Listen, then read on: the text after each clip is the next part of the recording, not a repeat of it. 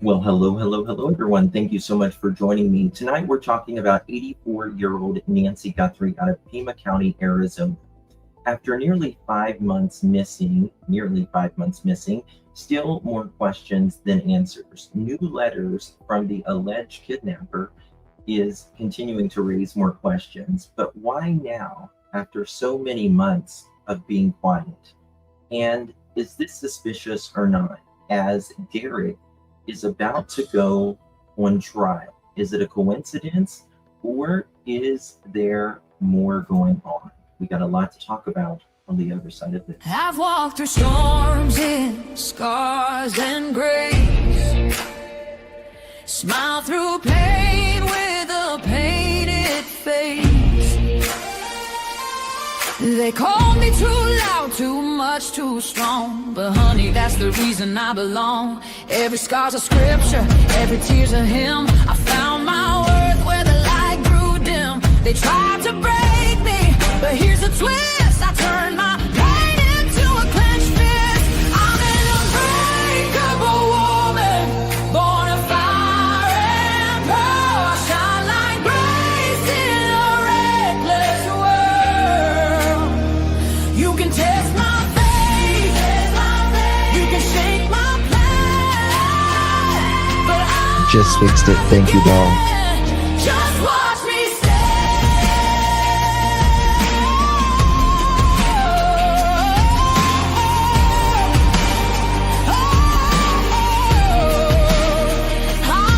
I've been whispered about and written off, judged by the gloss, not the cost. But God don't build weak hearts from gold. He made me fierce and he made me bold. I bend, I pray, I roar, I rise with mascara, tears and battle cries. Don't need your crown, I forge my own. From ashes, honey, I build my throne. I'm an unbreakable soul, dressed in truth and pearl. The fire don't scare me, it lights my world.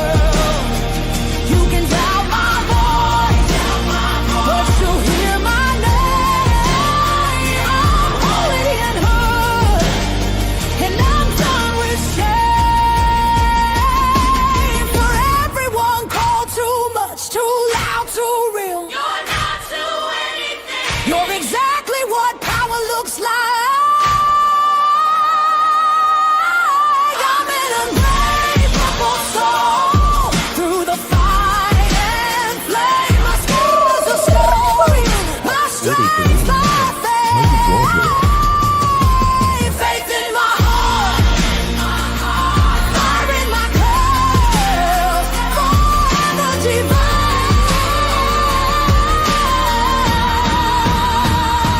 Clutch them pearls. Let's go. Coming in clutch, better tighten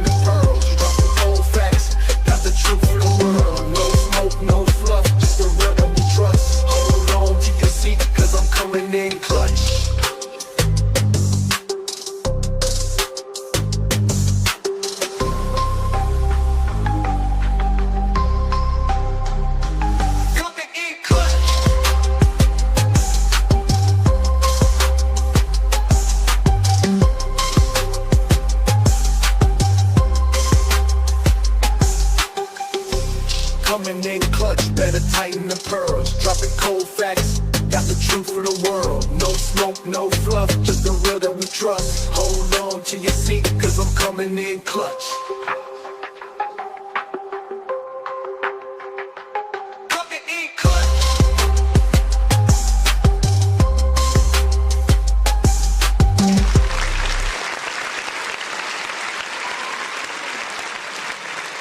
Well, hello, everyone. Thank you so much for joining me. I really do appreciate your time. You could have chosen to be anywhere on YouTube.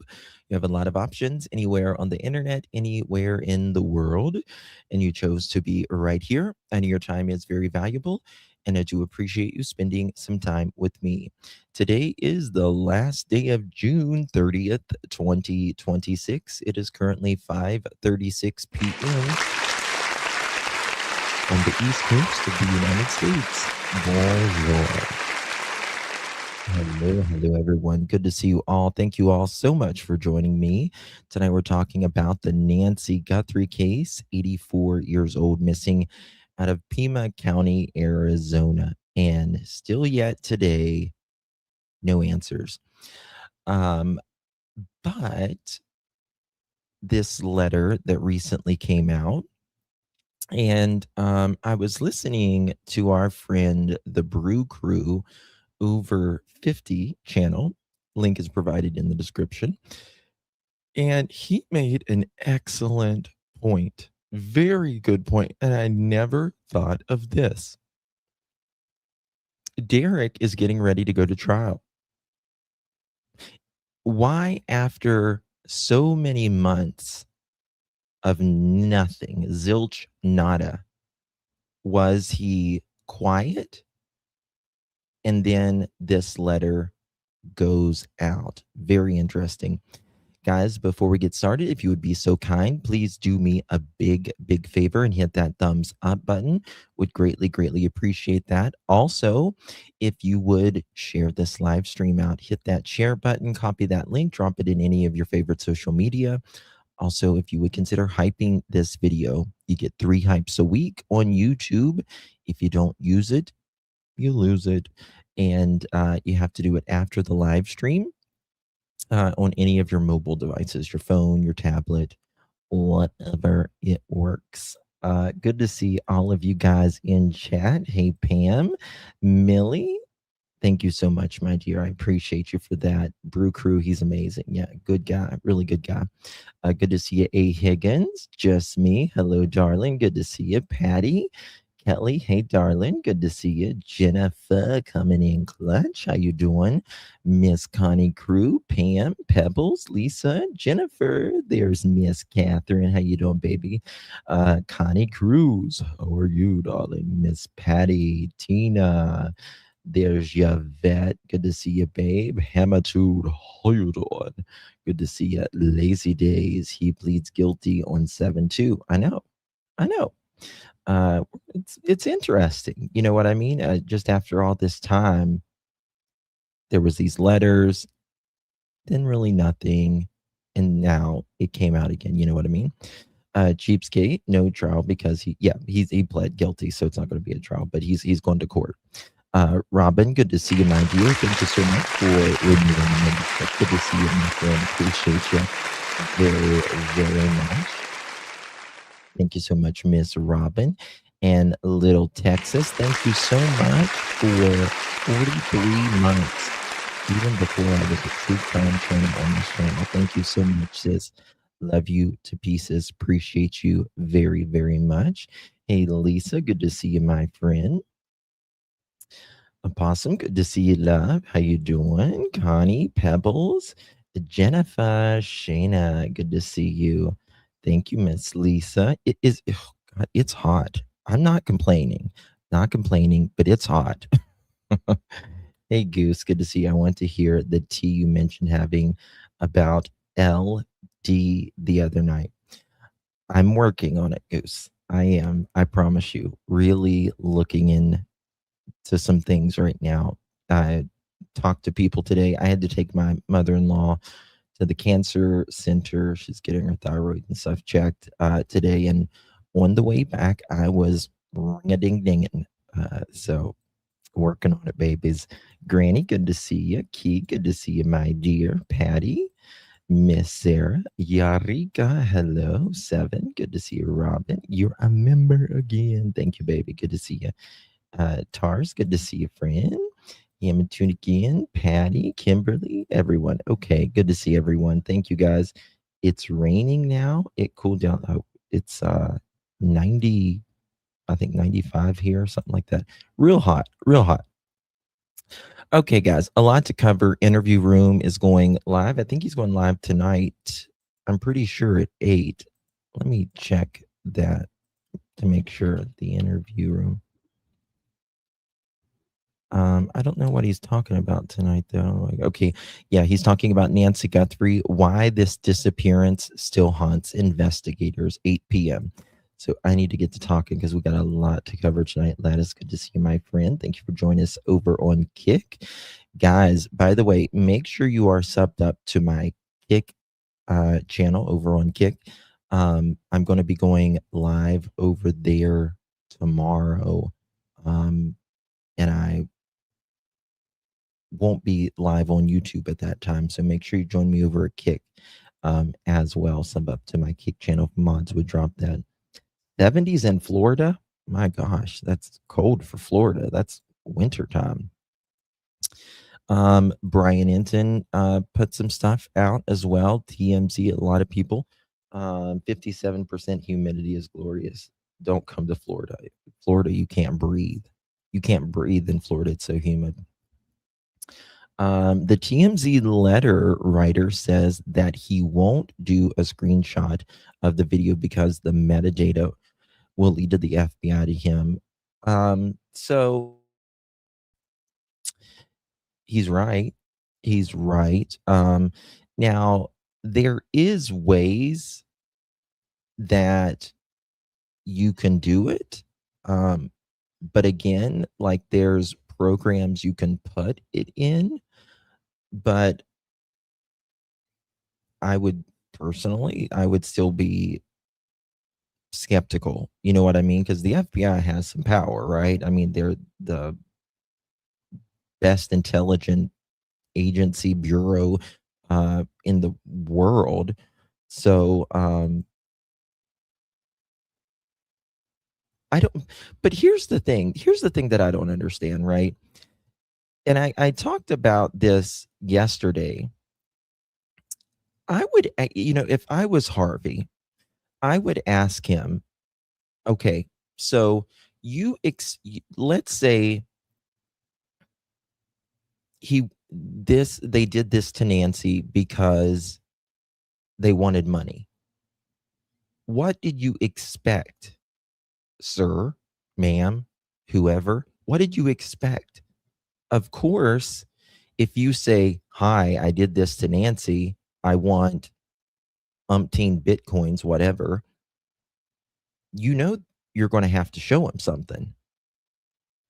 You're not just going to say, hi, I did this to Nancy and I want this amount of money and I'll give you information. Like you got to prove something that you had her. Now, yeah, you can say that they did about the Apple Watch, which is true, that the Apple Watch was a white band, an Apple Watch, and it was on the end of, or was in the floor at the end of her bed. Now, that's pretty specific, but you're still going to have to show more than that, right? Can't you paste an image in the Outlook messages without using the attachment? That's a good question. It's still going to attach though. Like, it's still going to have the metadata regardless, still going to have that. So there's not really getting around it. You know what I mean? So that's why I don't think this. He's Susan. Good to see you, my dear. That's why I really don't think, in my opinion, that this was done for ransom. I don't think it was an obsessed fan of Savannah or anything, because they're not willing. Okay, if this person, like I said, their whole goal was ransom, you're going to be prepared. And I mean, they were prepared, but you're going to be, whether you took it with a Polaroid, you know what I mean? You know, the old Polaroids, you're going to be able and prepared to show them something. And they're not willing to do that. Now, it could be not an obsession with Savannah, but it could be a grievance with Savannah. And there's a big difference, right? An obsession is these people get it in their mind that they have a fascination for them, whatever. They want to be closer. And so they will attack family members, friends, someone that would hurt Savannah. It would not necessarily hurt, but it's the only way that they know how to get closer to that person. But then there is this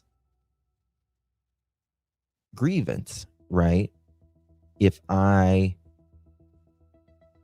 do this to this person, loved one, then that's the ultimate hurt. I think the ransom was, I agree. I think the ransom was an afterthought when she passed on. Correct. Because again, let's think about this. If most people, Joy, you're absolutely right. They leave a ransom letter at the property, right? Or they'll contact the family very, very quickly once they are out of there. Let's say Nancy was abducted. She was abducted around, we'll just say 2:00 in the morning. By 6 a.m., the family should know. They don't want to be there with Nancy. They just want the money. That's all they're there for. Have to have a pick, something you no longer have, in my opinion. Yeah.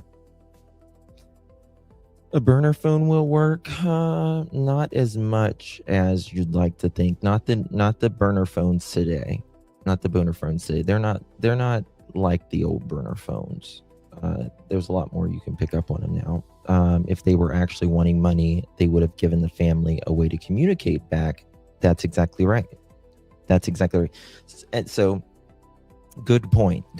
Why would they ask for Bitcoin rather than claiming the 1.2 mil, right?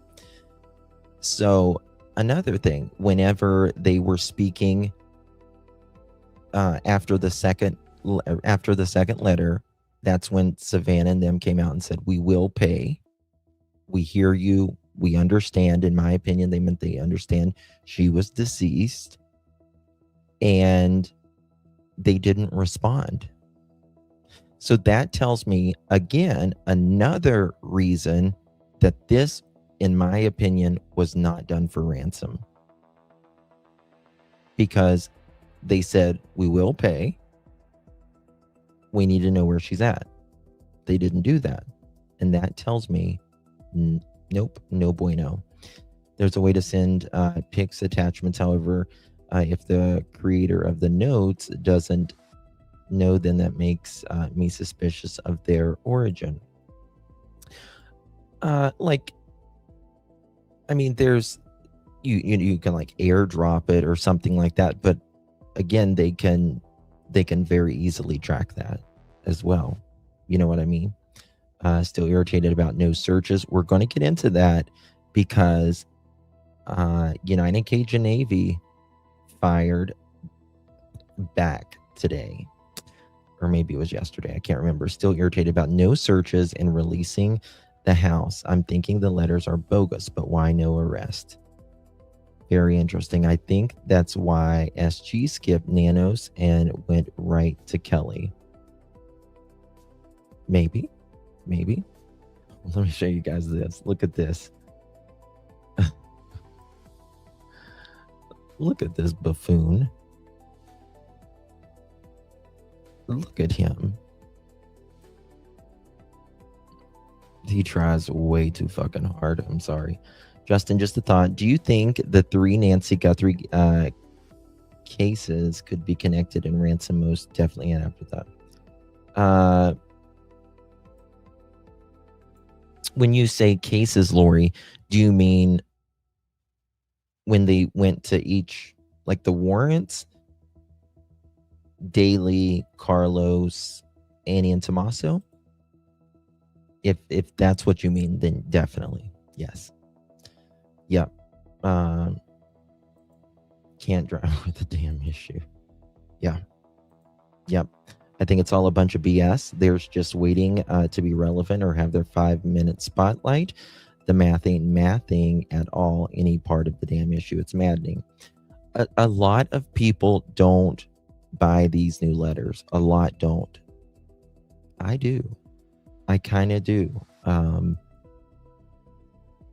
They're not showing. And again, like, they caught Derek, but maybe the reason they caught him was because he made those phone calls. Maybe not. Now, I told you guys this months ago that Derek, this is not his first rodeo to scamming people. He, I'll just say allegedly, because I'm pretty sure he did, but I'll just say allegedly to be safe, did a scam with the city of LA for, I think it was like $300,000 or something. I think Harvey has been doing the full on pen pal thing with the emailer. Yeah. And I believe he needs to play hard to get. You're not going to show me nothing, tell me anything, go fry something, because you're not telling me anything. Hey, 2Speed, good to see you. Nanos has a new neck. Yeah. He's a dwarfy little guy, in my opinion. Okay, so I want to get to the first thing that we're going to talk about tonight, and that is I want to go over just a couple minutes of the Brew Crew over 50, and because I have he makes such a very good point, and that's what I was talking about earlier.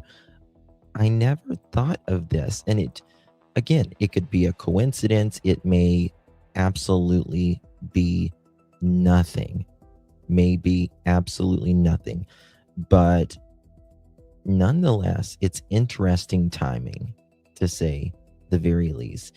DC took money fraudulently from unemployment during the civil period. Listen, he is a dirtbag, in my opinion. I mean, when I look at him, also, what I was thinking, Chris McDonough, our friend Chris McDonough from the Interview Room, he was speaking about the place where Annie had her art and stuff, and we was looking up that place the other day, and they do like a lot of activity stuff for like minorities and homeless, and they do like a lot of get together band stuff, project-y kind of stuff. And I thought, it's just so weird that Derek, we've talked about it ad nauseum about Derek and Tommaso. They're not in the same band, but they're in a alternative, I guess you could say, band. And I was like, a lot of these artists know each other. Derek's dad was in Arizona right when Nancy went missing. I don't think he's involved. I don't think he's the masked man or anything, but nonetheless, he's got those horn-shaped haircuts. Yeah, and he's got like that earring that looks like it's got, I don't know, a dot on it or something. I don't know what the hell it is, but it's weird. That's what I'm saying. I don't know what it's. I don't know if it's a cherry. It's an earring. It's a hoop, and it's got like a red ball thingy there, whatever. So, yeah, they know each other. Same clubs. Yeah, it's a gag ball earring. Oh my goodness. Okay, guys, let's get it started, guys. Make sure you hit that thumbs up button if you haven't yet. Do appreciate you all being here today with me. Hopefully you're staying cool wherever you are. We're going to go to our friend and yours, Brew Crew over 50. Love this guy. He's really, he's kind of oh my God, I almost ended the stream, guys. He's just a very interesting channel. So make sure you sub up. Link is provided in the description for the replay crew. I'm going to watch just a couple minutes of this because we have a lot to get to tonight. Let me put the credits here. Brew Crew over 50. I believe he is former law enforcement and perhaps maybe a judge. Here we go. What interests me is something much bigger. Why now? That's the question I keep coming back to. Why now? Why now after months of silence? Why now only days after the contents of the second ransom note become public? Why now just ahead of Derek Collella's upcoming plea hearing? I mean, do you guys find that interesting, or is it just me? I find that very interesting. I have not heard anybody else speak of that. And a lot of people still very suspicious of Derek. He's the only one that we know of that has actually called Annie and Tommaso, or any of the family, for all we know, right?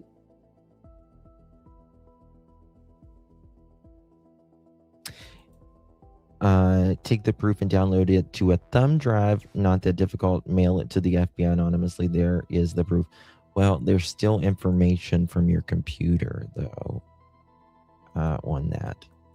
It's really hard to get around it. I mean, the best thing I could tell them is, get an old camcorder, record. I'm old. I'm 40. Camcorder is what I said, but and take a video from your phone.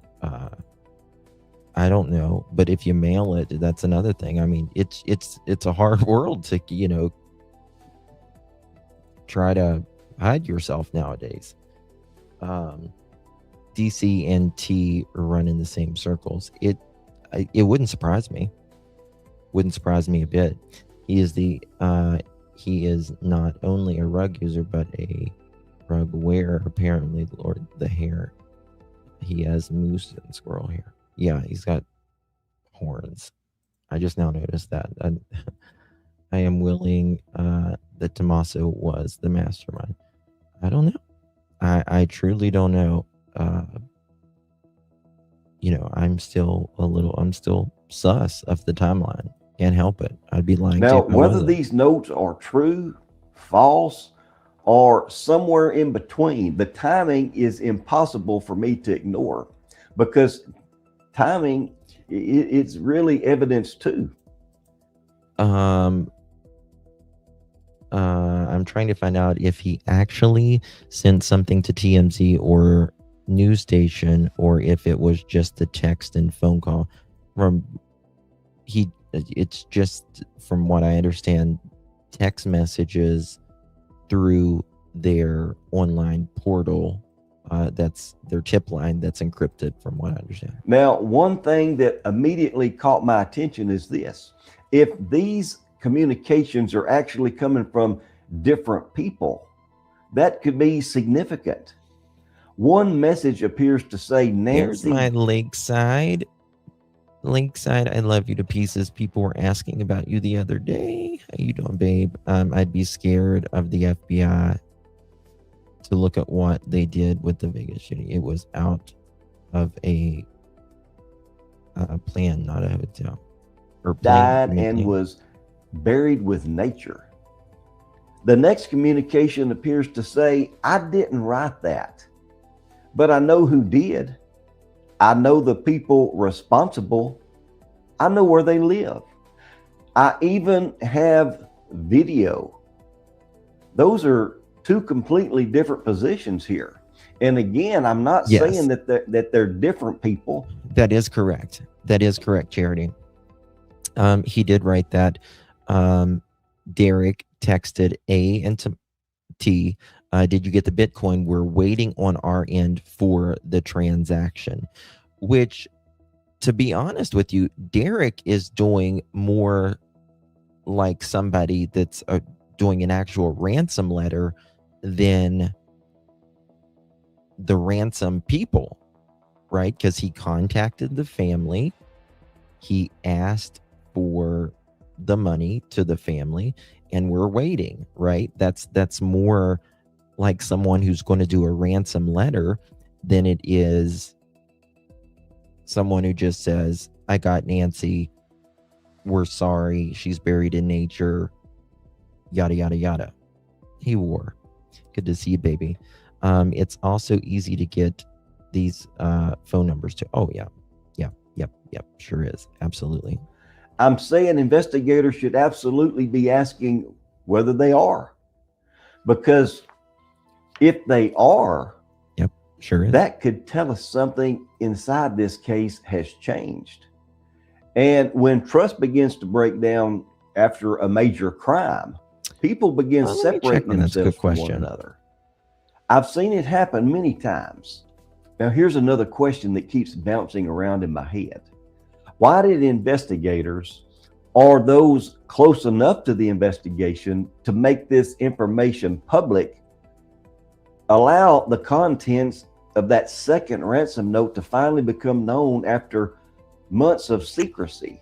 Very good question. Investigators don't usually release sensitive information. He's absolutely right on this, right? They were not releasing this.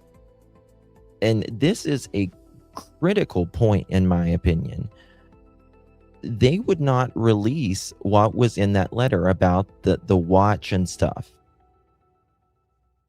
And if they're not going to do it, they usually just don't ever do it until it goes to trial. But why did they? Why did they recently just tell us more about the ransom letter, that she was buried in nature, that they said that they were sorry, that she died shortly after she was abducted, right? Buried with nature. Yeah. So, it makes you wonder.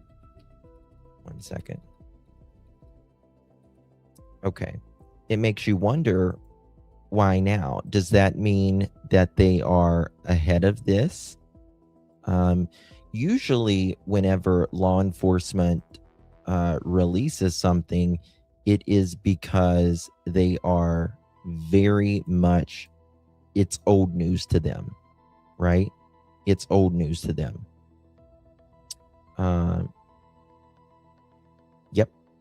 Yep, sure did. And it's usually because they want, if they're interviewing a person, or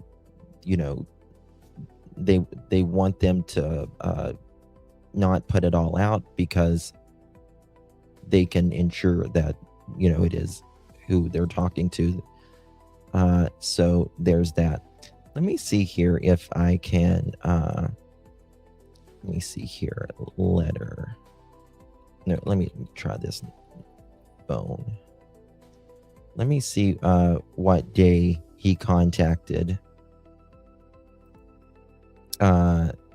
Let me go ahead and play this and I'll check. Information without thinking through the consequences. Could it simply be because enough time has passed? Absolutely. Could they believe that it would no longer hurt the investigation? That's certainly possible too. Or could they have been hoping to generate a response? Now think about that. Generate a response. Right. Did that, are they trying to tickle the wire?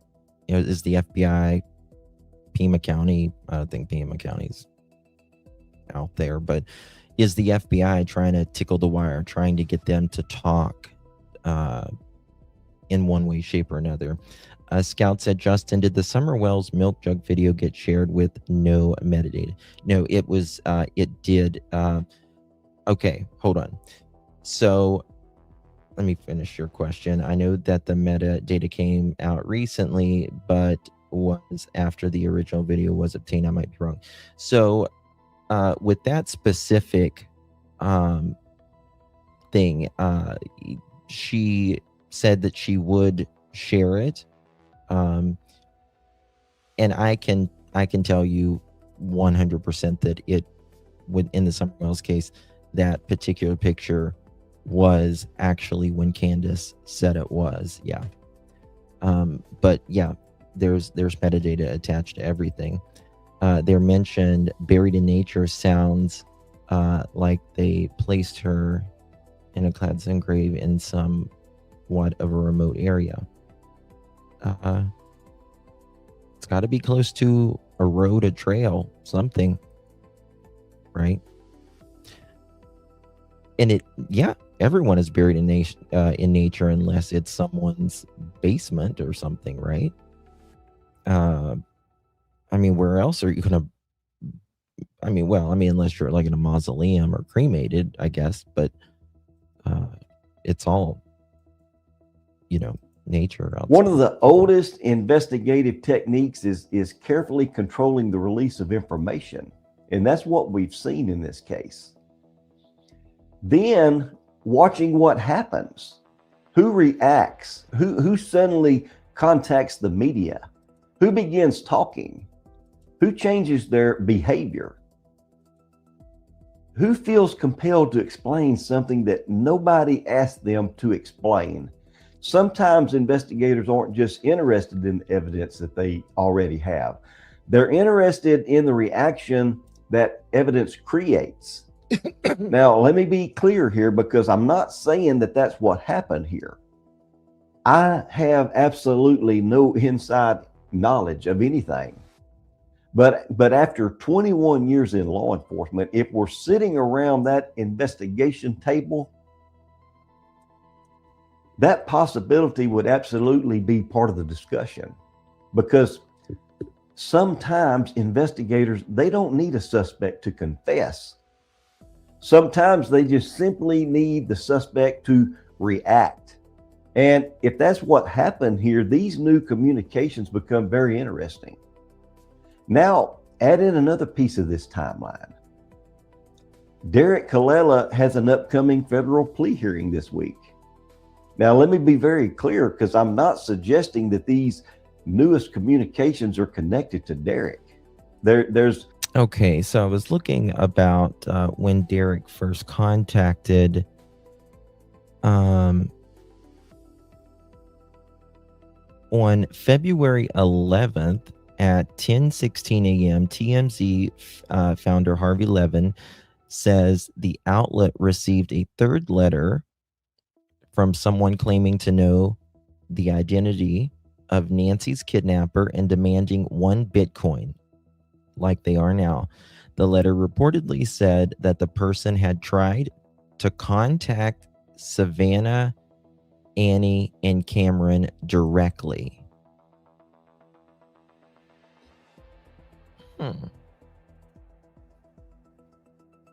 Now that was on the 11th. Okay. So on the 11th of February, 10 something in the morning, Harvey breaks this story and he says, this person is trying to contact the Guthrie family. Now, we know that Derek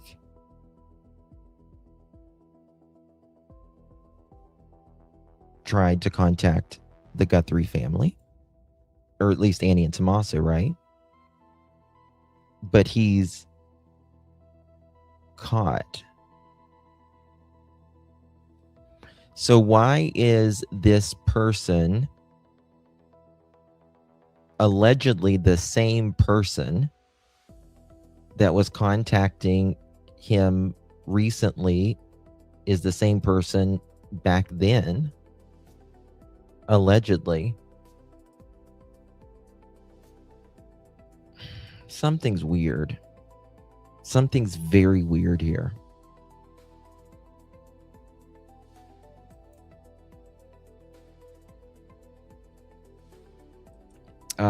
Well, I'm to tell you something. If the FBI takes you, they've got what they need. I'm gonna tell you that right now. And you are just might as well plead the fuck out because you are done, son. But that's the thing. All right, let's think about it. Derek has been caught, right? 10:16 a.m. TMZ founder Harvey Levin says outlet received a third letter from someone claiming to know the identity, of Nancy's kidnapper. Now, this person is saying recently that, again, they have nothing to... This is fucking weird, yo. This person said, I don't have nothing to do with this, but I know who did this. And I have it on my cell phone, but I have it at a different spot. I'm willing to give this to you on a silver platter.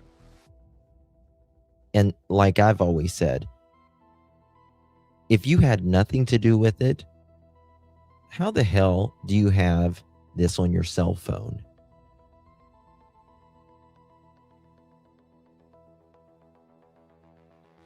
Why is he pleading? Tells me he knows more. Well, he's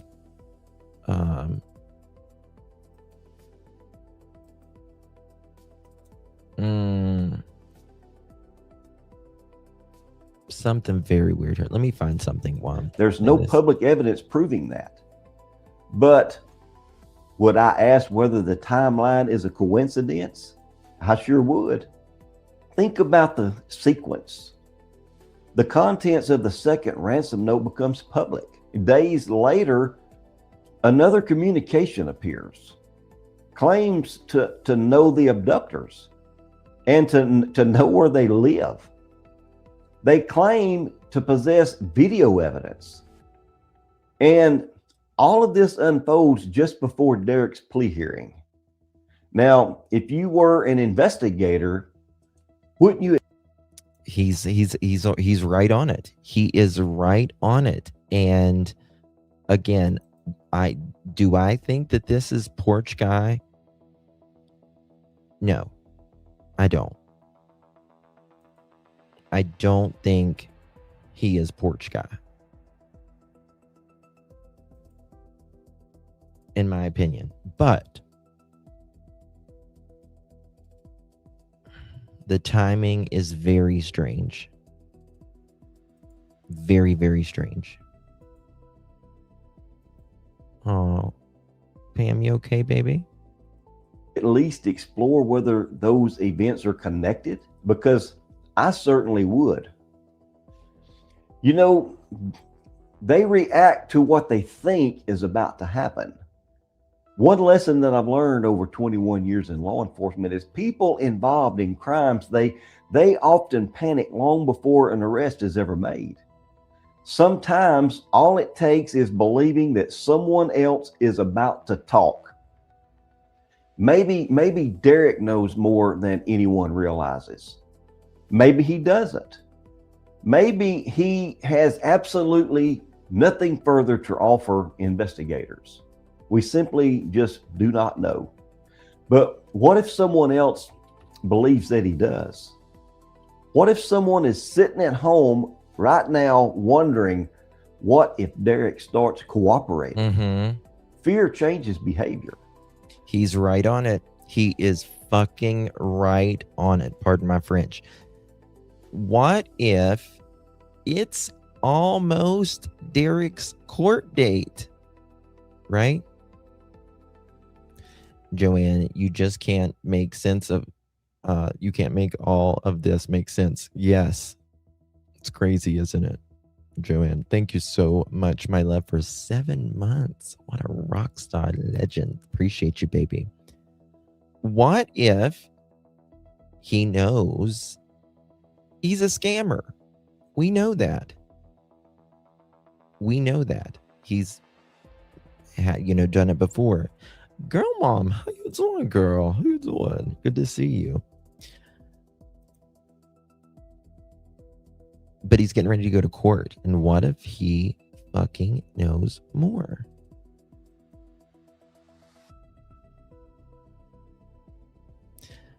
No, I don't think he would have been taken out. I think that, some people do that, but it makes it look a lot more obvious, in my opinion. Yeah. July 2nd.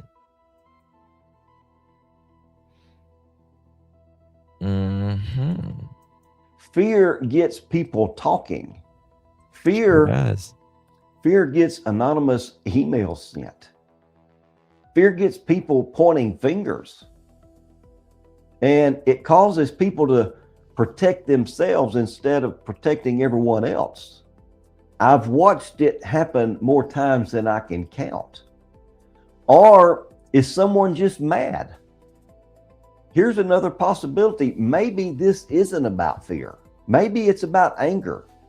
Criminal relationships rarely last forever.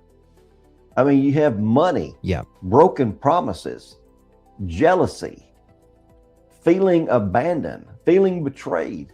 And eventually somebody decides, if I'm going down, you're going down with me. Could that be what's happening here? Maybe, or maybe not. But it's another possibility that investigators would have to consider. Then there's something else, that the reward. We're talking about life. If I'm going down, you're going down too, kind of thing, right? This is the second letter from the Spanish guy that said he knows the guy who had Nancy, but he tried to tell the FBI that he wanted protection before he would give the info.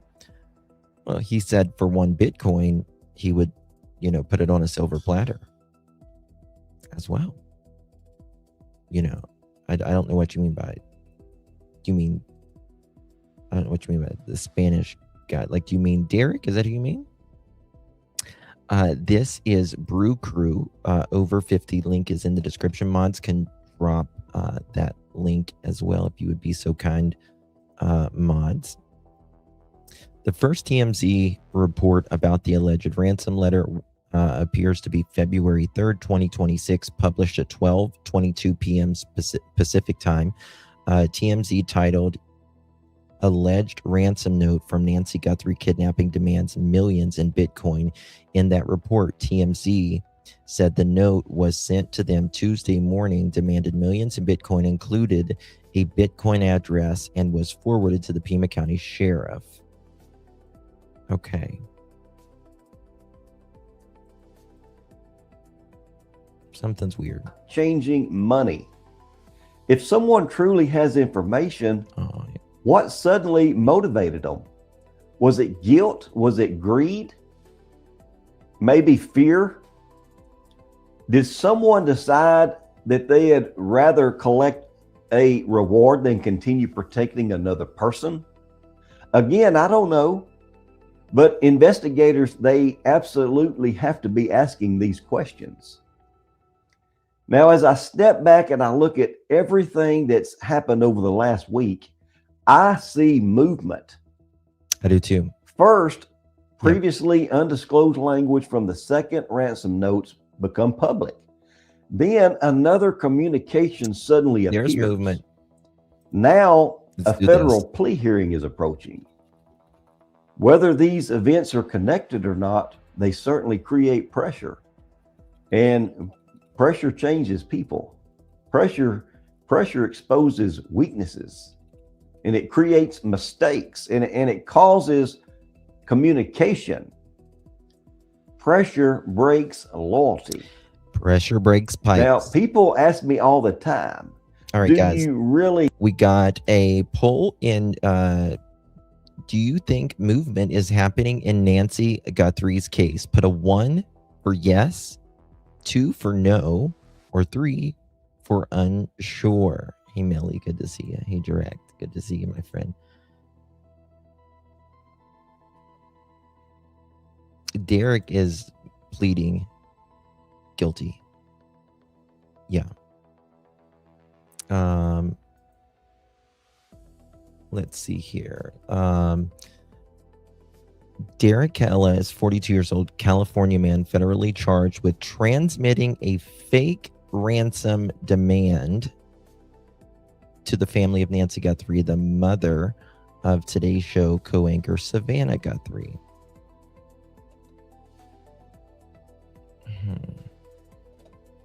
Actually, you know what? Let me go to this. Hold on, let me play this and I'll show you this. I think that this case is going to be solved. And my answer is still yes. It will be. Yeah. And it's not because I know something that the public doesn't know, but because I've spent more than 2 decades watching criminal investigations unfold. I've watched people stay silent for years. And then one day something changes. Maybe a friendship ends or someone gets arrested on another charge. Someone's conscience catches up with them. Someone needs money and they become afraid. Maybe someone just decides that they're not going to carry the weight anymore. And that's when cases begin to break open. So where am I leaning today? I'm leaning toward this. Whether these communications are genuine, whether they're fake, whether they're coming from one person or multiple people, the timing all matters because behavior changes for a reason. People don't suddenly insert themselves into a major investigation without a reason. The reason may not be obvious today, but I believe investigators are paying very close attention to every single communication because I agree with him. So on this criminal complaint from the FBI, complaint and statement of facts constituting the offensive violation on or about February 4, 2026, defendant Derek Kella, with the intent to transmit a demand for ransom, did transmit in interstate or foreign commerce, any communication containing any demand or request for a ransom or reward for the release of any kidnapped person is a violation of Title 18 USC. And then count 2, on or about February 4th, defendant Derek in interstate or foreign commerce made a telephone call and utilized a telecommunication device, whether or not conversation or communication ensues, without disclosing his identity and with intent to abuse, threaten, harass any specific person, violation Title 47.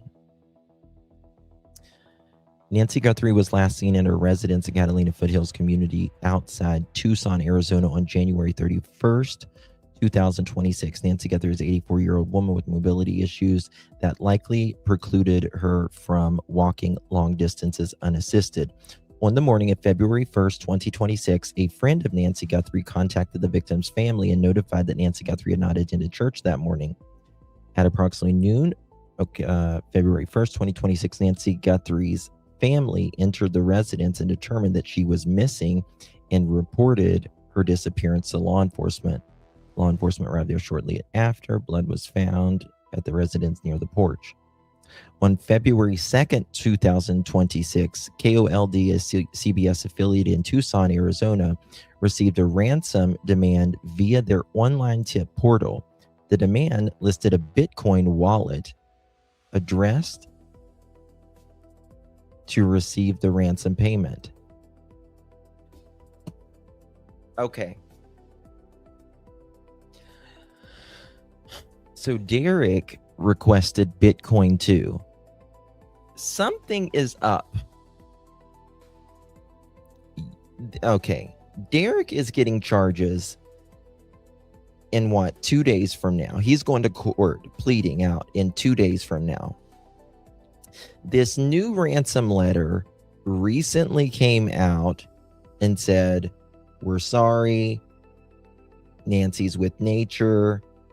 If you give me 60 or 1 Bitcoin, about 60 some $1,000 right now, I'll deliver it on a silver platter to you. I had nothing to do with it, but I do know.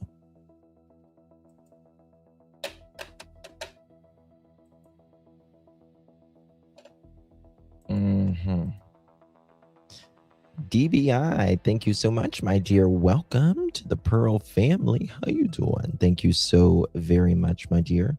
Really, really do appreciate you. Yep, welcome, DBI, to the Pearl family, guys. Appreciate you, my dear. DC didn't use a burner. I thought they said Google number. They did. They did. A Google number. Yes. So,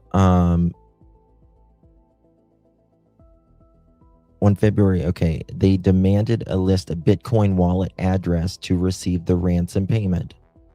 On February 4th, 2026, Nancy Guthrie's family published a video asking Nancy Guthrie's kidnapper to contact them about their mother, count 1 and 2. On or about February 4th, shortly after the video was published, AC and TC, the daughter and son-in-law of Nancy Guthrie, both separately received text messages from the following phone number. Okay, I'm not going to put that out, but quote, stating, quote, did you get the Bitcoin? We're waiting on our end for the transaction, end quote. Now, it's interesting because it says we're waiting on the Bitcoin on our end.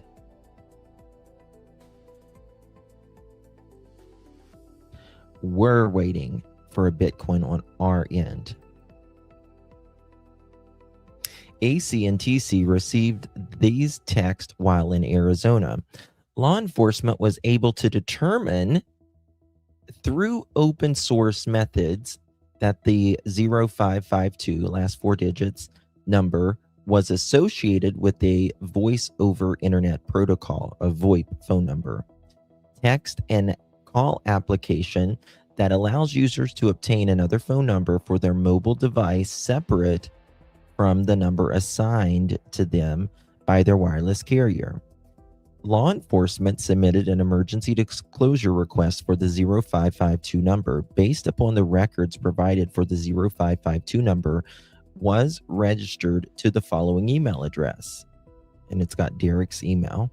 The record also indicated that the 0552 number had been accessed by the following IP address. It's got the IP address at approximately 6:02 p.m. February 4th. Let's go to February. That's on a Wednesday, 2026. Law enforcement submitted an emergency disclosure request for the internet provider for the IP address and determined that the 103 IP address was associated with Derek's California residence.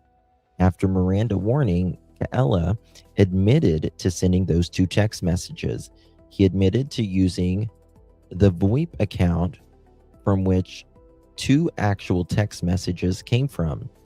Derek stated that he pulled family information from a cyber website and that he had been following along and watching TV.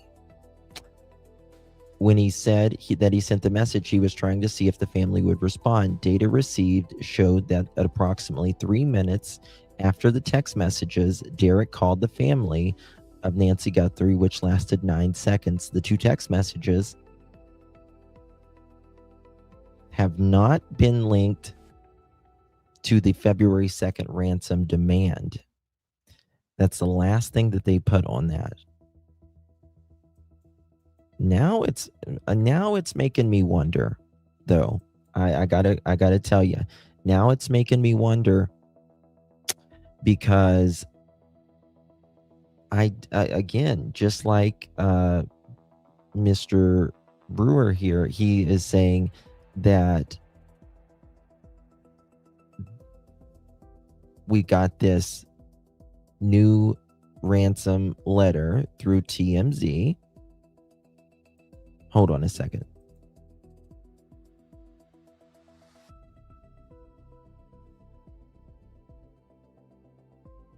Okay. So KOLD. Did anyone else? It just says KOLD on this one. That Derek contacts KOL. No, not Derek. Sorry. That KOLD gets this ransom letter, and then Derek contacts the family, and he wants a Bitcoin. He calls them, texts them. Derek is arrested. He's in a band, kind of like similar to Tommaso, in my opinion. And he is now pleading guilty, allegedly, in about 36 hours from now. But just a couple days ago, TMZ gets this new letter. I want 1 Bitcoin.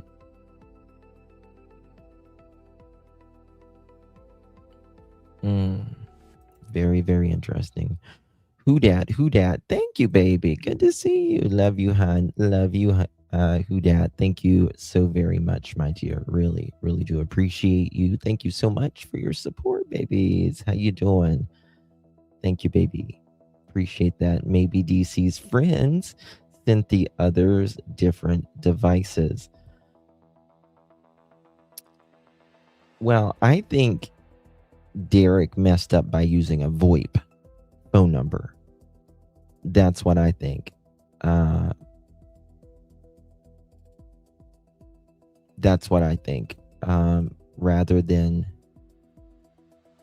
the encrypted tip line. So who had A&T's phone? If Ellie hadn't taken them yet, A&T told them about the text. That's a good point, Goose. Good point. Very good point.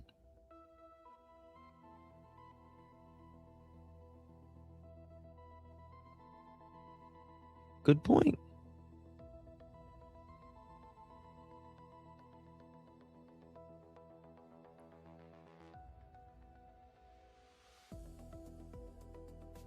I wonder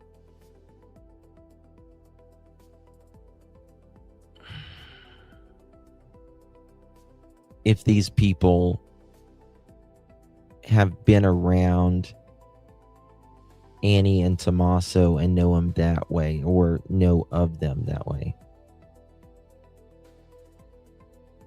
Deep thoughts by Justin.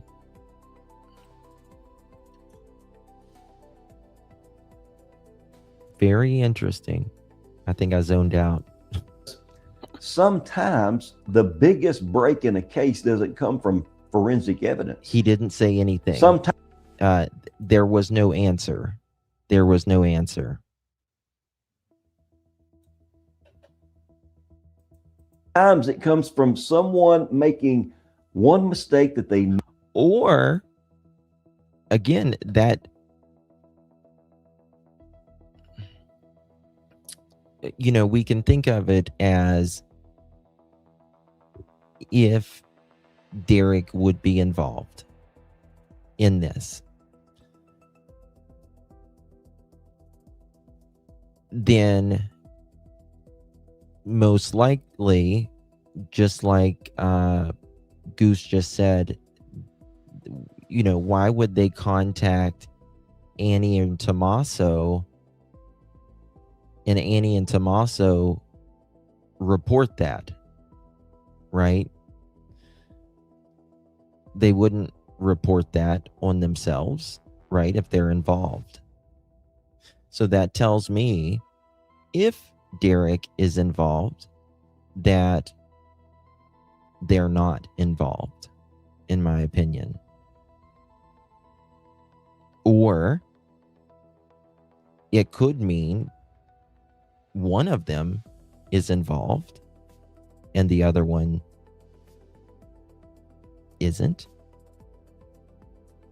but more than likely not.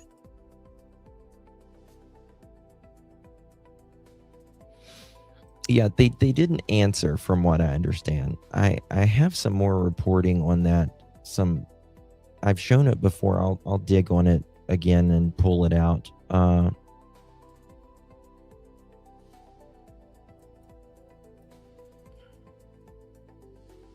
But that's the thing. It makes okay. I don't give a damn if they were. You could say that cops were watching, but it was still part of the plan. You know what I mean? Like, let's say Annie and Tommaso were involved,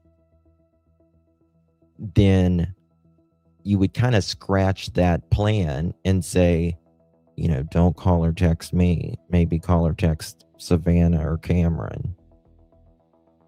They're really watching my phone right now.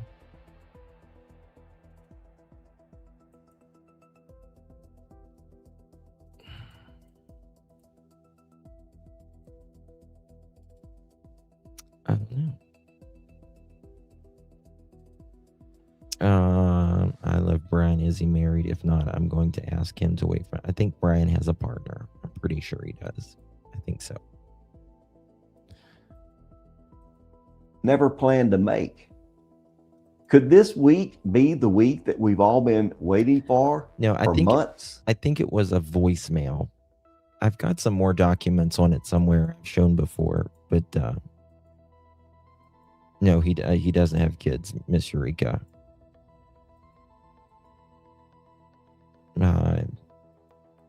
Definitely doesn't have kids.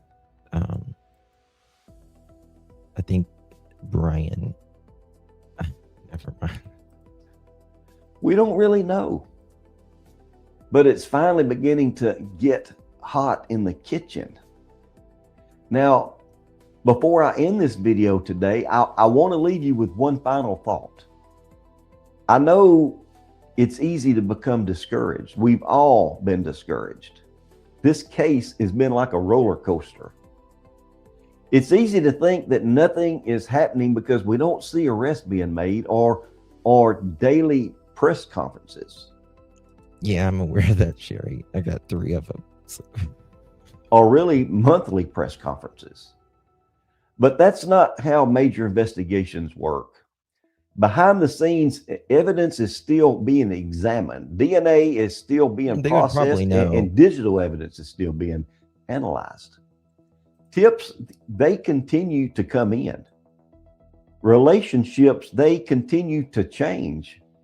And investigators continue putting together pieces that the public may never even know about until the day that this case is solved.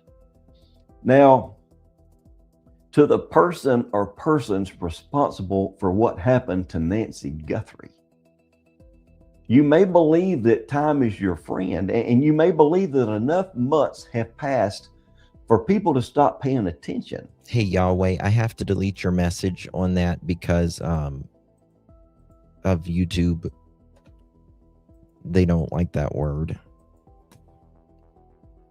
Right, pew pew or something like that. I got knocked down the other day for showing the guy with the pew pew. Maybe they know and just waiting for Derek to drop it out. Maybe. Okay, I got to get to more things because shit, it's already 6:40. Okay, next thing. I want to get to. Speaking of Brian, I want to show you. He did an interview with Dr. Gary. Dr. Gary, we love Dr. Gary. Bacardo over here. Let me show you this. I need to ask Dr. Gary to come on sometimes.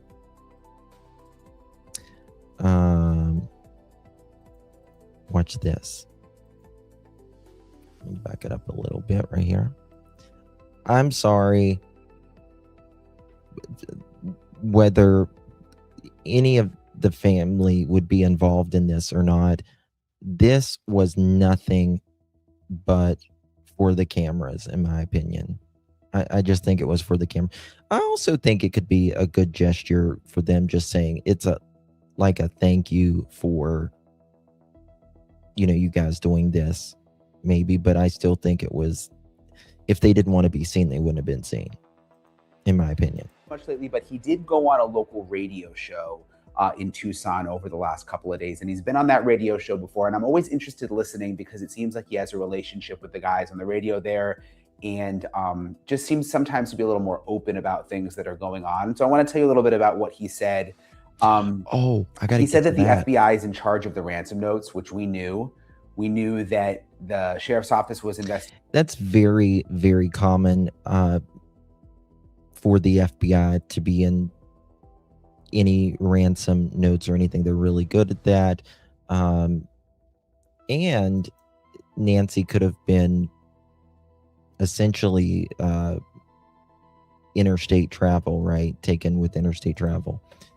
So it's very common. And was basically in charge of the DNA component of the investigation, since they're using their private lab, but that the FBI is really handling the ransom note segment. So he didn't have much to add on the latest involving the ransom notes, but he did say that the FBI has done a number of arrests on fake ransom notes. I actually only know of one in California, but he said a number of arrests on fake ransom notes. Hold on.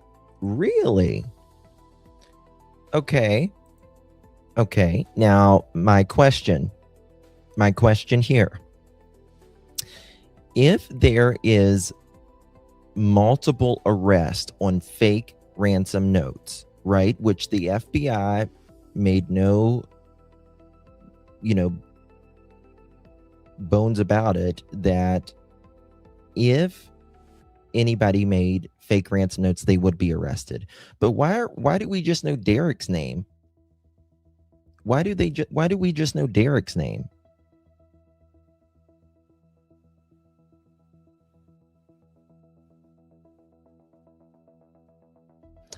Gladys, I appreciate it. I can't, dear. I have to. That's part of the fair use thing I have to do, so I have to play it, my dear. The abductors retracted the ransom after Nancy passed, in my opinion. That's why the family never paid. The abductor retracted the ransom after. Well, they didn't respond after the second member, because that's when they said, we hear you, and we still need our mom back. We're willing to pay. So there was that. More than 2 fake ransom notes. That's the first time. Yes. I'm going to get to Sheriff Nanos here in a minute. He recently talked a little bit. What's up with the DJ Goth and Girl 2? No, I don't know. TMZ said that they received 16 emails. Yeah, they have received several ransom notes, but he did say that the FBI has done a number of arrests on fake ransom notes. I actually only know of one in California, but he said a number of arrests on fake ransom notes. And he said, quote, I think we are looking at another one of those today, but we will let them do their work. And it seemed like he was referencing the TMZ notes when he said that. And I've told you guys, I'm always kind of trying to keep the TMZ notes separate from the first 2 notes that arrived that we know the FBI is taking seriously and that Savannah Guthrie tends to believe are real. That was the first note with the actual ransom that I'm told had information in it about where Nancy Guthrie's Apple Watch was inside her bedroom, and also a broken floodlight that made it seem legit, the first note. And then the second note that came later, really within a week, that said that Nancy Guthrie was dead. So I've always kept those 2 notes separate from the TMZ notes. And it sounds like, based on what the sheriff said in this radio interview, that they also believe the TMZ notes are not real. And again, his exact quote was, I think we are.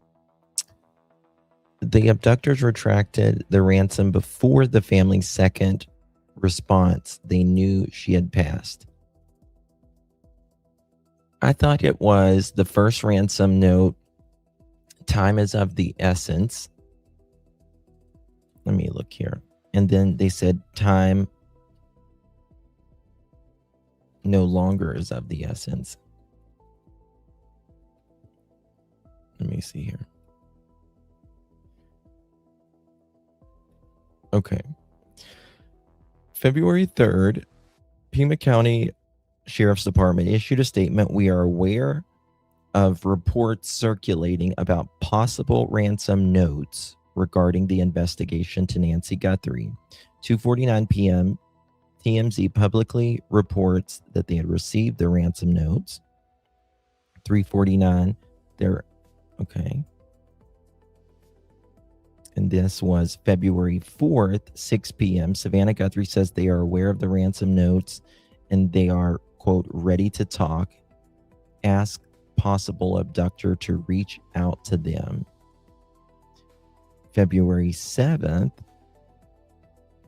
Savannah Guthrie and her siblings released another video. Ransom for Nancy Guthrie is $6 million. And then February 8th at 5 p.m. reported second deadline contained in alleged ransom communication reached, widely reported at approximately 5 p.m. local time Arizona. Ransom demand reported involved millions of dollars in cryptocurrency, according to media reports. Law enforcement publicly stated the ransom communication had not been verified as authentic, but was being treated as the investigative lead. No public confirmed proof of life verified in communication from the potential abductor had been announced by authorities of the deadline.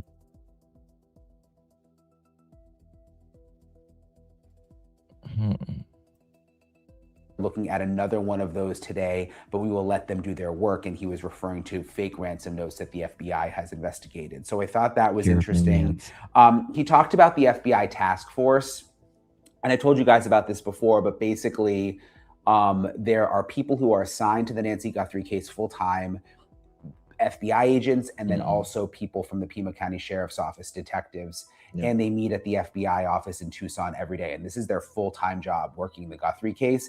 He said that there's a team of 10 to 20 people who meet with the task force, and that's just the Pima County Sheriff's Office component, 10 to 20 right. people. Right. Okay, we're saying the same thing, Randy. Than what I've heard in the past. I've heard like 6 or 7 people. So he's saying 10 to 20 people. So it's still quite a big group of people working the Guthrie case, which is reassuring. And they meet at the FBI office away from the sheriff's office. So that was kind of interesting to hear him talk about. I want to get to my interview now, though, with Dr. Gary Brucato, again, forensic psychologist, criminal profiler. I've been waiting a couple of days to talk to him about these new notes because, again, he's so good at sort of pulling information out. Dr. Gary's wonderful. Out of notes, getting into the mind of a criminal. And he's very, very skeptical of the notes, of all the notes, including the first 2 notes. And he's going to explain why. I want you guys to hear my conversation with Dr. Brucato. Dr. Brucato, thank you for joining me. Really appreciate it. It's nice to see you. Last time I saw you was in person when we did the CW special, but it's always good to catch up with you. I'm really interested to get your take on some of these new developments, specifically with the notes. And I kind of wanted to go about it because I think there's obviously a possibility that the notes are not real, but I think there's a possibility that the notes are real. We just don't know. And that's probably what the FBI is thinking. And Savannah has said that she thinks the notes are real. So I wanted to start by kind of just assuming the notes are real with some of my questioning and see what you make of some of the language and start with and I'm not talking about the TMZ notes here. I want to talk about the 2 notes that went to the local TV station that seem like the ones that the FBI are the most interested in. And with the first note, the "Hello, Savannah, we have your mother, Nancy." And that was the actual ransom note with the money demand. What do you make of that, especially the "Hello, Savannah"? Well, it struck me as peculiar that it was addressed to only one of the siblings. Yeah, the 2 ransom notes were requesting Bitcoin, and the TMZ guy is requesting Bitcoin as well. They're all, it's very weird, requesting Bitcoin. I believe the guy with notes heard it from Savannah when she released. I understand. guys, please hit that thumbs up button or double tap that screen if you're on mobile. Come on, y'all. Suggesting that perhaps whoever did this thought that that would be the primary source of the money, or that perhaps unconsciously revealing that there was a secondary motive, which was some sort of interpersonal dynamic that had to do with her. Remember that this is an individual, Savannah, this poor woman is walking around, I think, sort of feeling partially responsible in a sense that she might have been the reason her mother was targeted. I do, and where was that comment? Landerson says it was addressed to Savannah because she has money to pay. The first one, if I recall correctly, I could be wrong on this. I'm not sure if that was addressed to Savannah, but the second one definitely was. Let me check on that though. And whoever wrote this note doesn't seem to mind her walking around thinking that, which suggests a cruelty toward her, in addition to whatever the financial motive is here.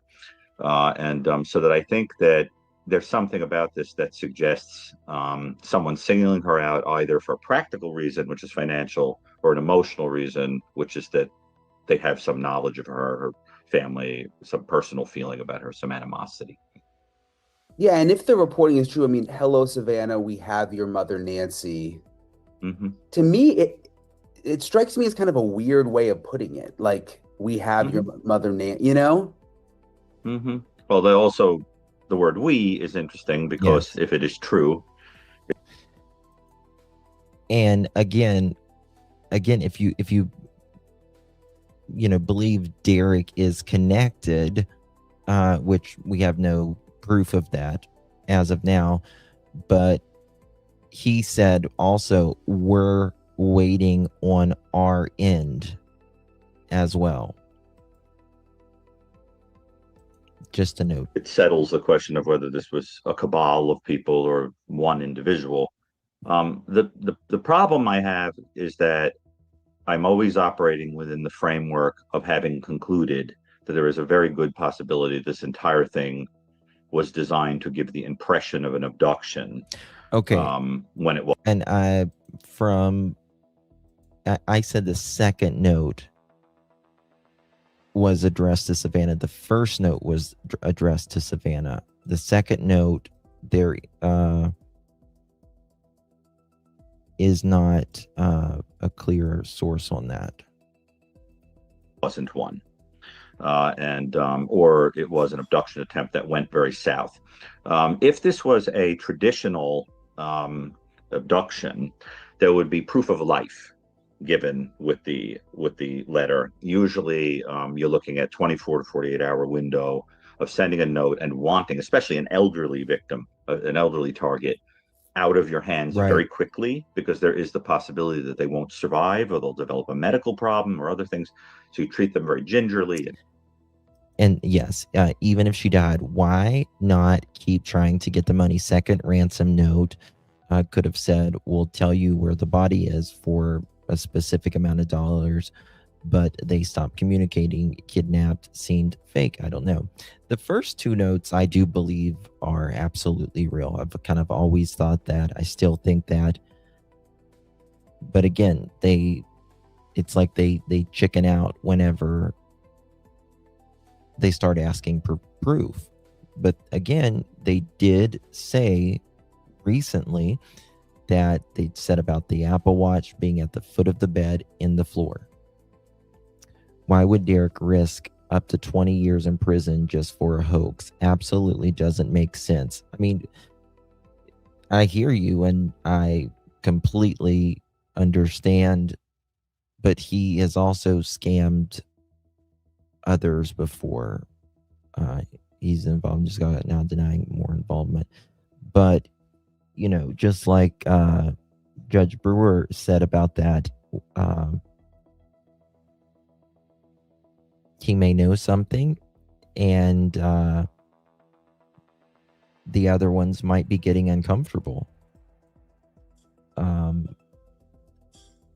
You just never know. You just never know. In the kidnapping hostage negotiation, rule number 1 is proof of life. This is real life, not a game. It absolutely is. And like I said a minute earlier, if the whole reason for them to abduct Nancy, I just thought of this, the whole reason, if you were going to abduct her and that was, money, you would show proof that you had her. Now, even if you expected her, even if she died, you would still show some proof, wouldn't you? You're going to be prepared to show the family or whoever proof that you have her. And that's why I just don't think it was for ransom. I think it was carefully and so forth, and you want them back otherwise you would lose the money. And so it's strange that there's no proof of life, which makes me think that at the time that letter was written, she was already perhaps not with us. I agree. And the person was attempting to capitalize anyway, to get the money anyway. Is it possible the abductor is younger? Because you would think an older person would realize that they were dealing with an elderly person, maybe would have more of a understanding of that this person was fragile, that this may not go the way you planned, that what health issues are like. I personally think about that more now at this stage of my life with my parents getting older, whereas when I was younger, I don't really remember thinking that way. Could that indicate that the abductor is younger versus older? My sense is that what it indicates is that the abductor or abductors lack the imagination that is associated with empathy, so that the individual cannot feel what is going to happen to an individual, how a person might react, etc. So I think is that lack of compassion and that lack of empathy but yes, Justin, thinking here, could DC have taken video to show proof of life, but Nancy did not survive, so that messed up their plan.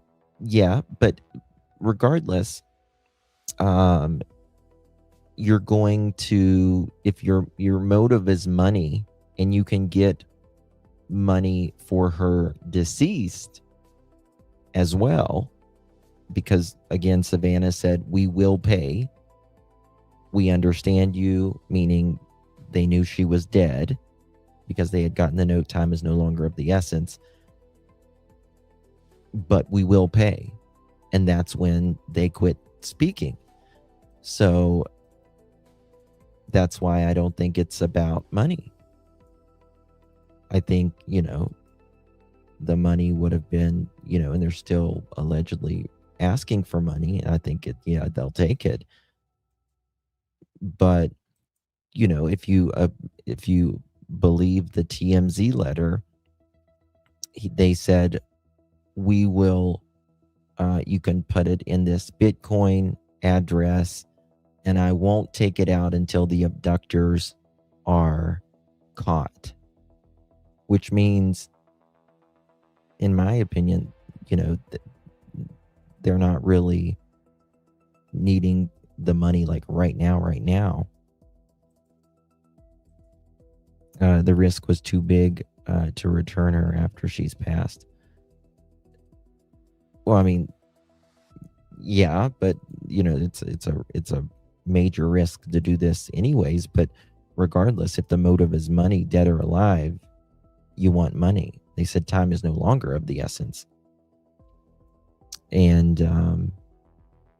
that's when they kind of pulled out.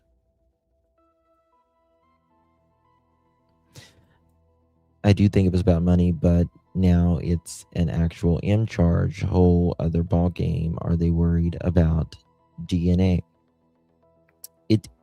It doesn't mean it's this. and you're right, Brandy, it doesn't mean that this is not about money. I just don't think it was about ransom, if that makes sense. They could be mad because, you know, of a situation, you know what I mean? I was watching this thing on this construction company, and they were a small construction company. The woman wouldn't pay until she had it to her liking. Well, it bankrupted the company essentially, and they went and unalived her. They were mad at her. So it doesn't mean it's not about money, but I just don't think it was, in my opinion, about ransom, if that makes sense.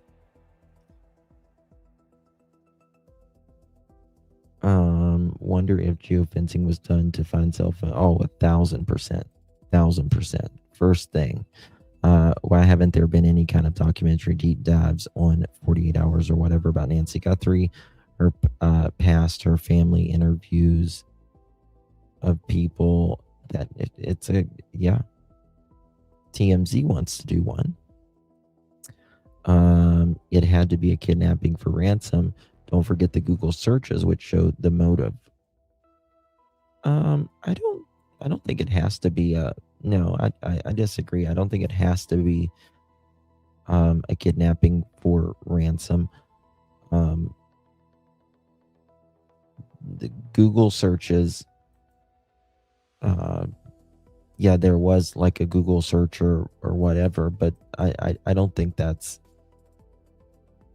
necessarily a motive per se. Well, there was like one search or a couple searches for a Nancy Guthrie, but it doesn't mean anything. And become a problem for some people who are planning a crime because they lack that interpersonal imagination. And as I've said from the beginning, Porch Guy shows such a coolness under pressure that I thought this is probably somebody with some sociopathic quality to them. And that's exactly the kind of individual who would not think through the human reaction that a victim would have. It can also indicate that whoever is behind the curtain, because I still believe there's a chef and a waiter, whoever is behind the curtain has a great deal of animosity toward her and really didn't care about her very much, that the point was not to keep her safe. Thank you so much, Thornbridge. Appreciate you. Is anyone as curious as me about Derek's 9-second call? And was it to A&T? No. It was to A&T that, and the text totally sus. So in the criminal complaint, to get the money. 1 second. In this criminal complaint, it does talk about,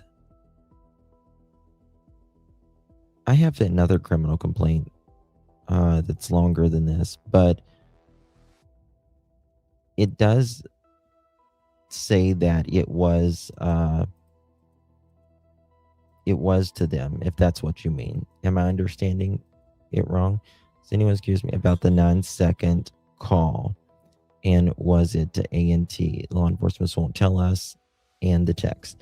So it was to A&T. From what I understand, it was, they did not answer. It was a voicemail and a text message. Thank you so much, my dear Jeanette. Thank you for 2 months, girlfriend. How you doing? Appreciate you, my dear. Thank you so very, very much for your support. Really do appreciate you, babe. For the time the phone call ring or after it comes, I think it's after it connects. I'll dig in here. I've got a bunch of paperwork I'm trying to scroll through it really quickly and see if I've got it here real quick. That's about Tommaso. Okay, I'll look at it in just a second.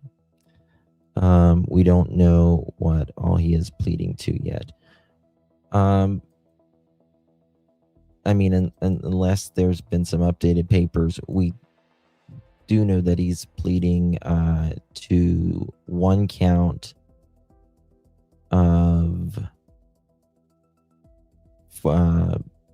interstate and foreign communication containing any demand of request, and count 2, interstate or foreign communication made by a telephone utilized a telecommunication device, whether they answered or not. Oh, Jeanette, I'm sorry. The phrase that there's a chef and a waiter and is a metaphor, right? I mean, the speaker means that they believe that they were at least 2 involved, a chef who was a planner and waiter, a person carrying it out. Yeah, I think there has to be at least 2 people involved. The point was harm, and everything went as it was supposed to go, for her to be harmed. And so that is the other possibility we have to keep alive. I don't think that the people involved are young. Yes, it's very possible that we're dealing with middle-aged people, for example, or but I think the key is whoever this is has had a long-term problem with interpersonal empathy. And then what about the second note? The second note acknowledging that she died, saying that it wasn't intentional. Why would someone, and not asking for anything, why would someone do that? There are several possibilities to depend upon what really went on. Right, here. Gwen? One possibility, and perhaps I'm cynical about these things, but I don't think that the type of person who would be responsible for abducting an 84-year-old woman would write an apology note without it having a selfish motive. From a pragmatic perspective, I think it may have been trying to preempt the legal situation that could be coming down the pike. So the person is trying to say, just in case I get in trouble for this wasn't intentional. That's possibility one. Second possibility is that this is a phony cover story to hide the fact that it was really just a homicide and the accidental death was precisely what was planned the entire time. Another possibility. Oh, I'm sorry about that, Thorne. Both of them. They sent and called both of them. Yeah.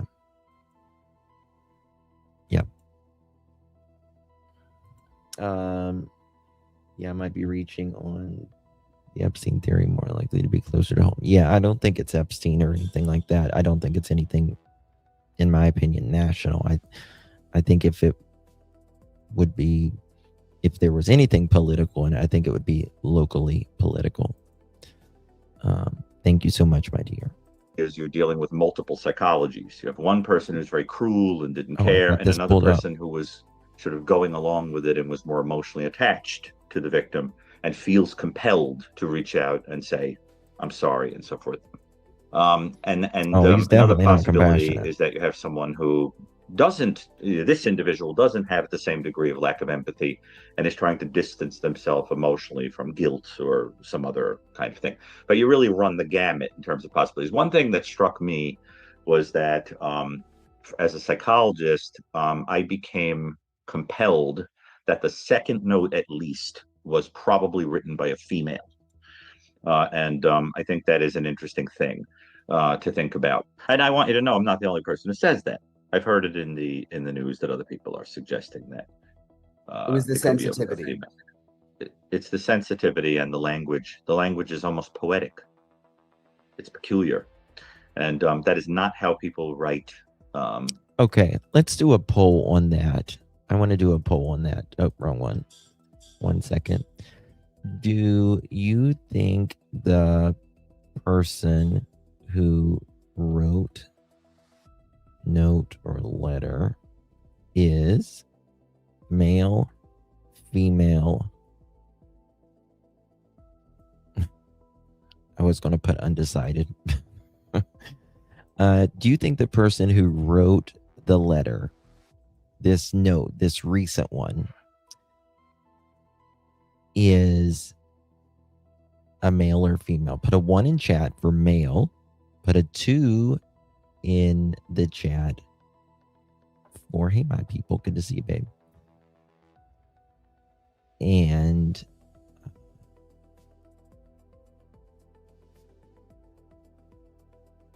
or I could put a male, a female, or a feminine male.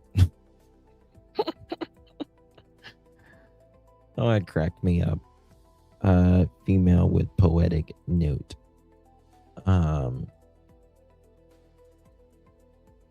I don't know.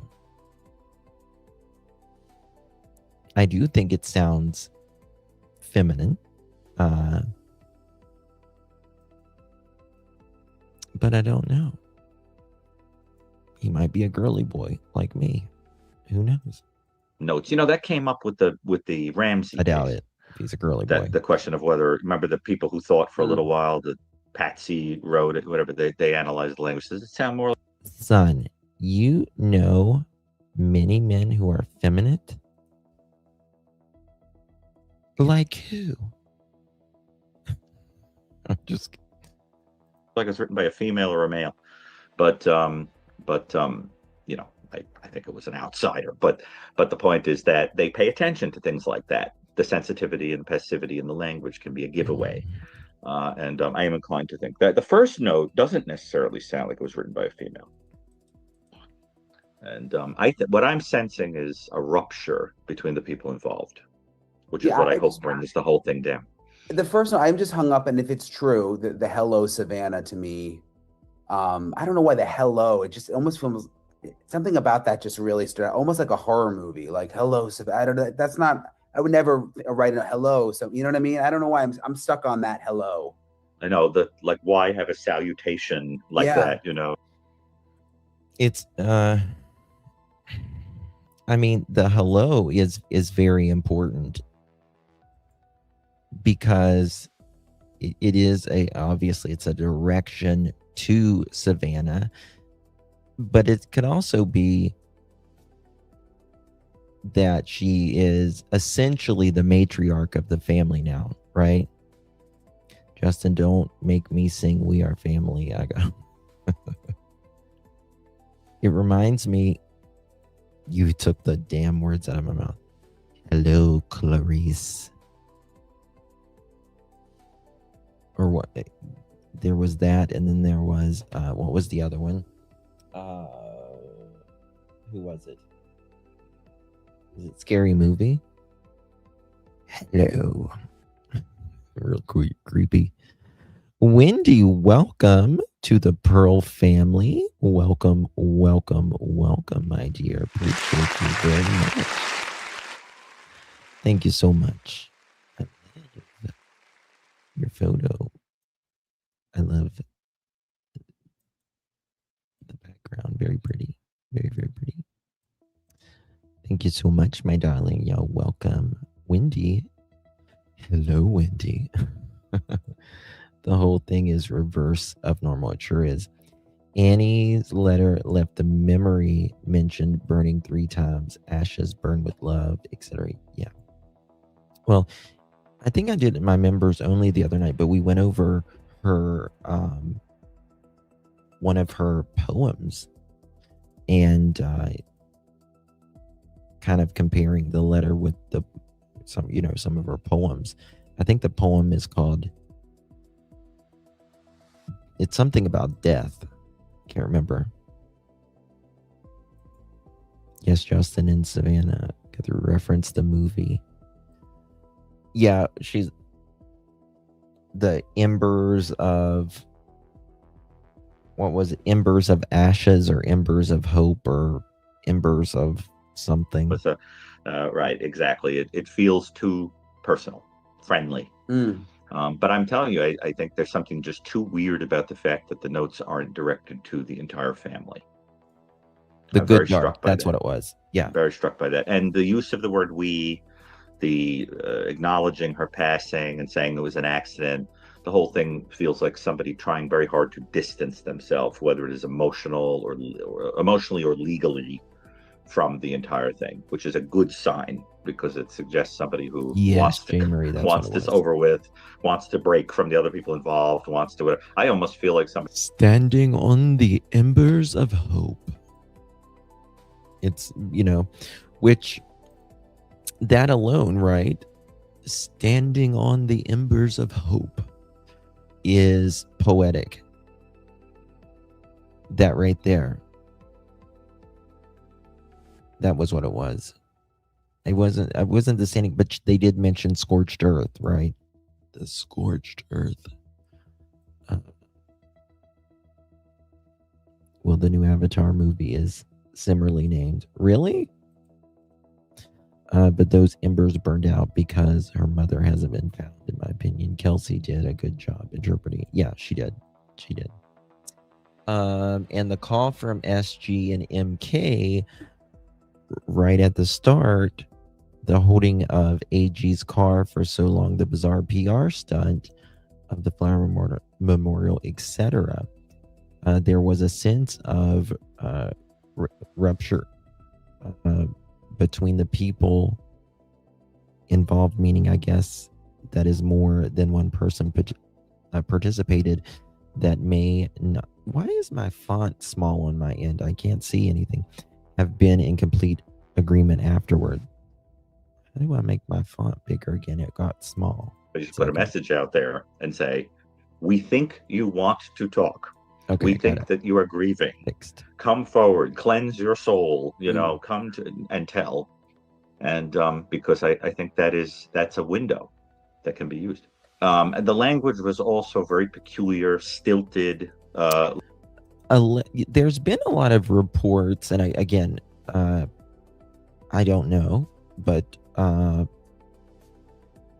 A and T have not been allegedly staying or living where they live.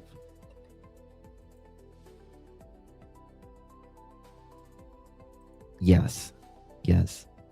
16 children found in the basement in Hamden, Ohio today is a horrible condition. From 1 to 18, several children life flighted to a trauma center. So that's very interesting. You say that, okay, because I took my mother, I live close to Ohio, and I don't think they would take them out of state maybe, but there was a lot of flight today. When I was there, I was like, what's going on? I'm going to look that up. 16 children. My God. Like you would see in somebody who was kind of poetically inclined, a writer. Isn't Ohio where they found Amanda Berry? Isn't that where they found Amanda Berry? Let me find that.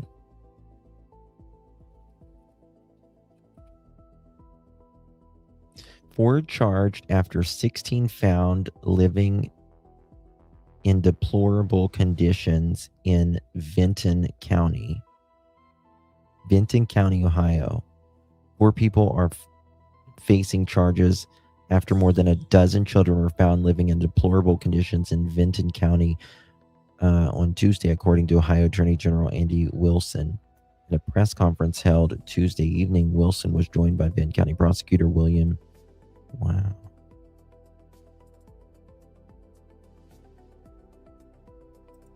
What's that? Okay. I'll find more about it a little bit. That's crazy.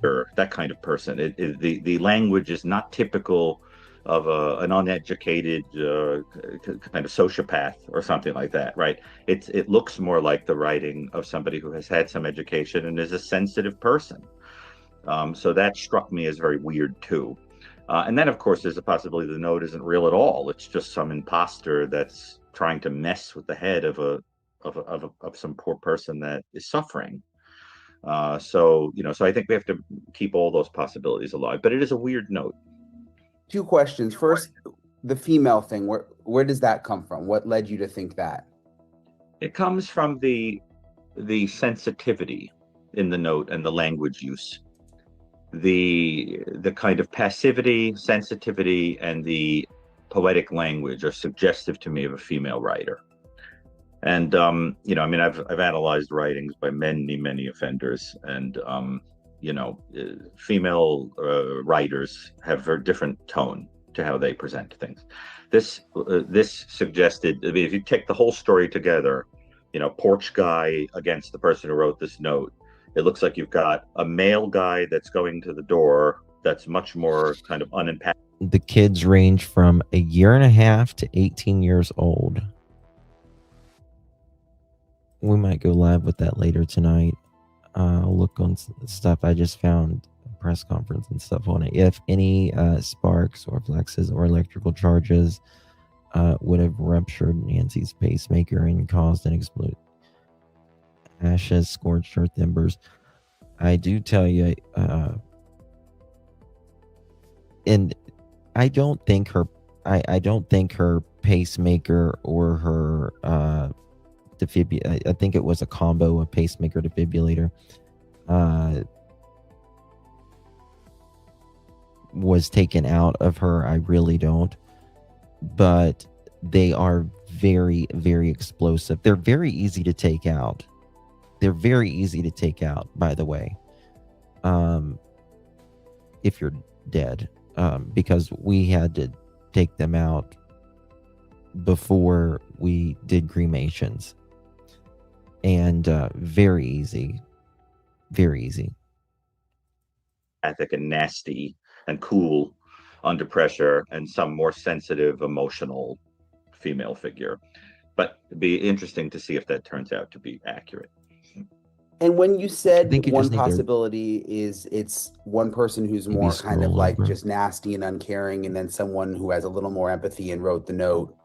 Mm-hmm. Is that typical? I mean, when you see people team Yes. up to do bad things like this, is it usually like Yes, if you see the signs, it'll say microwave in use. That's why you see those signs, microwave in use.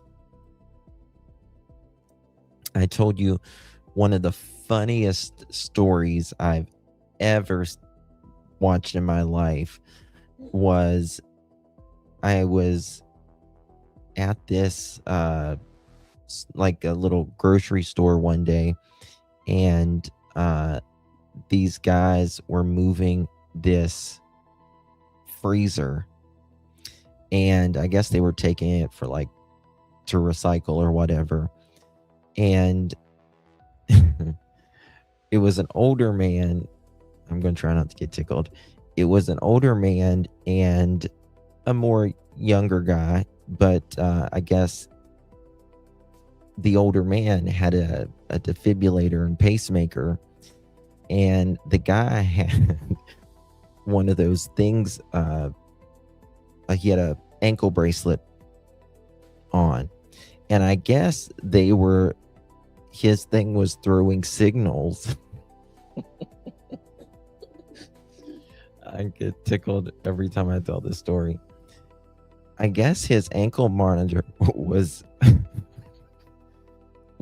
throwing signals, and they were lifting that freezer into the truck, and the guy goes, "Oh." And the other guy was like, "What is it?" And he's like, he like comes out of it like that. He's trying not to drop this freezer, and they start back again like that, and he goes like that again, and it kept shocking the shit out of him. And I was walking past, and they finally figured out what was. They was too close together.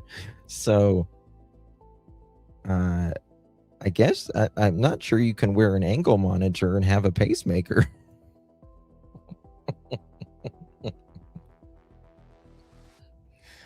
That I'll never forget. Because listen, those things shock the hell out of you. I mean, they shock the hell out of you. So, it was just, for me, I just got a little twisted humor, I guess. It was just comedic that you have like a criminal and this older guy that has a pacemaker. They're trying to communicate here. Yeah.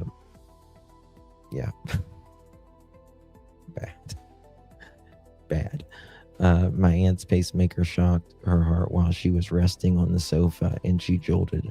Well, I have this, I don't know what it is, but you know how people feel like they're falling when they're going to sleep? A lot of times when I am getting ready to go to sleep, it feels like someone's jolted me with a heart shocker, because I will just get this surge in my body, whoop, and I'll almost jump out of the freaking bed. So it feels like a pacemaker, but yeah, they can go off. I mean, that's what they're for, you know. You hate that? Yeah. Well, mine's not, I don't feel like I'm falling or anything. I just feel like electricity is going through my body. It happens to you too. Yeah. Yeah. And it happens to me regularly. Like one of them is kind of a nicer one and one is the really mean one? Well, usually what happens is when you have a person with a very strong personality that is manipulative or nasty or cruel, you can have the other individual who is pulled along with them out of fear or loyalty or love or something, some combination thereof, or financial dependency or whatever. And that individual can sometimes ultimately, when under pressure, crack and sort of reveal that they regret it a little more. And so, for example, when you are interviewing people that are accused of a crime and there's been a pairing of people, it's always good to isolate them and talk to the one who may be the more sensitive one, because you could sometimes get them to reveal that they've been abused or are frightened or felt pressured or whatever, and they'll throw the other individual under the bus. I ultimately think that even though everybody's looking at technology and DNA and everything, one of the things that may end this case, that's what it's called, is that one of the people, and what I'm convinced is a group effort, will ultimately talk, because I think that there is this constant drumbeat. It's very hard to keep something hidden like that. I think these are people that are local. So you got the whole thing kind of going on all the time, and you get a little bit of a kind of, like, if you remember the Edgar Allan Poe story, The Black Cat, after a little while, the pressure builds and you just give in. And I can't help but think that somebody in this story, or if it's as simple as, I don't want to get in legal trouble as much and I'll talk, but fascinating, no one's taken the reward. If the notes are real, I feel like the last week there would have been a lot of pressure on the people involved, specifically because it just felt different. The fact that we heard about what was in the notes and all the discussion has now been about who wrote those notes. Like, if you're one of those people that was involved and you think it was multiple people, it's just interesting to think about their frame of mind over the last week or two. No, it's absolutely. And I think that whoever we see on the camera, porch guy, was really just a kind of goon or confederate that was used to give the... It's called a hyptic. I was thinking that's what it was, but it's called a hyptic something. Hyptic jerk or something like that. Your brain is doing something. Impression of someone who had no knowledge of Nancy beyond sort of studying her or trying to steal from her or something like that. You need some sort of goon to do that, because I think whoever is behind this has some degree of knowledge of her. They've worked with her, they've been around her, they know her intimately, something like that. So that you have to go out and get someone to give the impression of an outsider. That person has no stake in this other than some kind of gig. And that person, if caught, I think would rat out whoever's behind the curtain. But I think that, yes, the whole thing creates a pressure. It's like a pressure cooker process. Sometimes authorities do that on purpose, and you create a constant drumbeat, until somebody finally cracks. Because it does appear to me, with the experience that I've had, that somebody in this story is a little bit more emotional and feels something about her, and someone else doesn't. And I guess if the notes are totally not real, then the person who really did this is sitting there thinking right now, like, oh my gosh, I've got all these people. Fools. Yeah. Yes. And that person, if that's true, that's an individual a lot of people think that attention hungry and sort of sadistic, and is amused by the power of getting everybody to that's talk it, about Thorne. this. Thank you again, baby. I'm sorry I missed that a minute ago. When did you send that? 7-8? Oh, I missed that a long time ago. I'm sorry, honey. I apologize. We are standing on ash on scorched earth. Yes. Very poetic. And again, that comes from a female, right?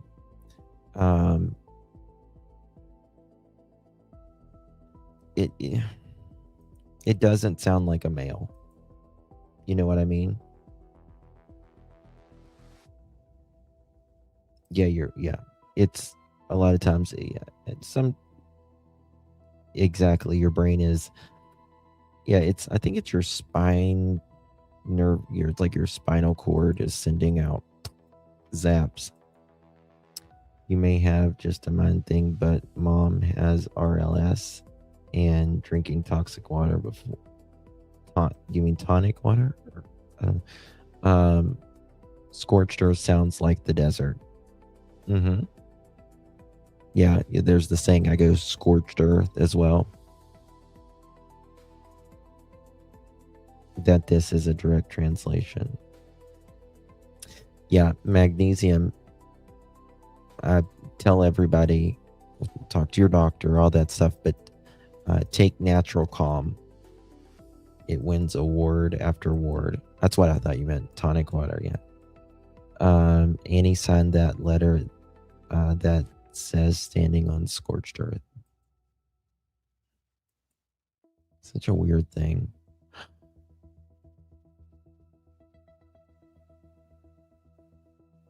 Hold on. I just thought of something. Hold on.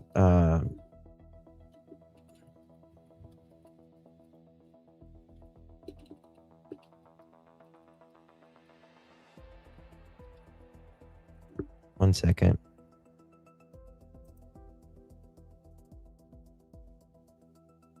Okay.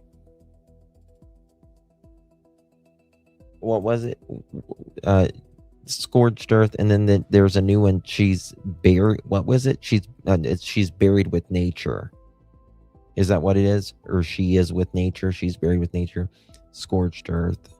I was thinking it was saying she was like buried with the earth or something like that. Signed Annie Tommaso and their son. Whoever signed it was a different buried with nature. With nature, yeah. May turn out to be the case with Mexico. Whoever made the tip about Mexico. If that isn't true, then what kind of person would do such a thing? Of course, you have to raise the question: is there somebody out there? I think it has to be someone close. I don't buy it, and I will never buy it, that this is someone who didn't, again, just like Chris said, it's a bowl of spaghetti to get in there. Why would they drive in a bowl, this road weeks prior as well? You know what I mean? That sounds too much like AG, and I believe, in my opinion, I can see why a lot of people question it. I can see why. Throwing out red herrings on purpose. Yeah. I think that there's a lot of different things going on, and this is just my gut feeling. Hold on, what did he say? The question is, there's somebody out there throwing out red herrings on purpose. Wait, what did he say? I think that there's a lot of different things going on, and this is just my gut feeling. My gut feeling is that these TMZ notes are not real. The ones that the Mexico note is probably not, or the Mexico phone call, anonymous phone calls I don't are think that's probably real. not real, but that the first two notes could be real because, first of all, the first one. I do believe, you guys know that, I believe the first two notes are absolutely real. I do believe that the TMZ letters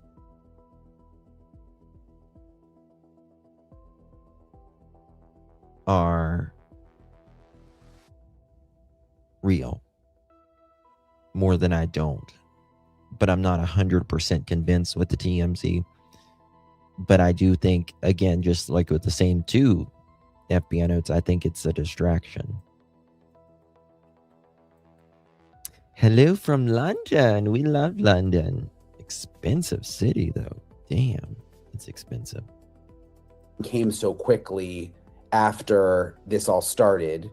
Had specific for the information gifts. about where Thank you, Nancy's guys. iWatch was in the Apple Watch was in the room, and the damaged floodlight. Which, yes, you could have figured that out. There's probably a way you could have made that up, Maybe. But again, I just think that gives it some legitimacy. And then the fact that the second note where it said she was dead came from I forget how they worded it. It wasn't the same IP address, but it was a similar server, encrypted server. Those first two notes, for that reason, I have more interest in. Yes. Well, see, the trouble is that, and this has been true, ever since at least Victorian times, when a case gets a very great amount of press, it brings out another motive in a different type of person, which is that you can sort of ride the coattails of a person who has actually committed a crime. Think, for example, of the infamous Zodiac killer, who was almost certainly taking credit for crimes that other people committed because all he wanted was the attention. It wasn't even necessary to commit the crime at that point. You read something in the paper, took credit for it in a letter, and next thing you know, it's a Zodiac crime. And so I think that it also can bring out that type of egotistical individual who just doesn't care that you're leading somebody astray. What bothers me more than anything is, when it comes to A&T, again, I don't know if they're involved. I'm not going to say that they are, but even after the ransom notes came out, they were still looking in their house.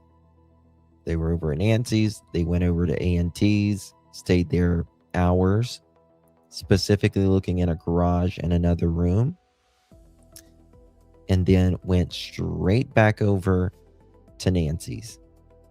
Kept their car for 40 some days. And I just don't get it. Looking in their neighbors' yards, all of that. I don't get it.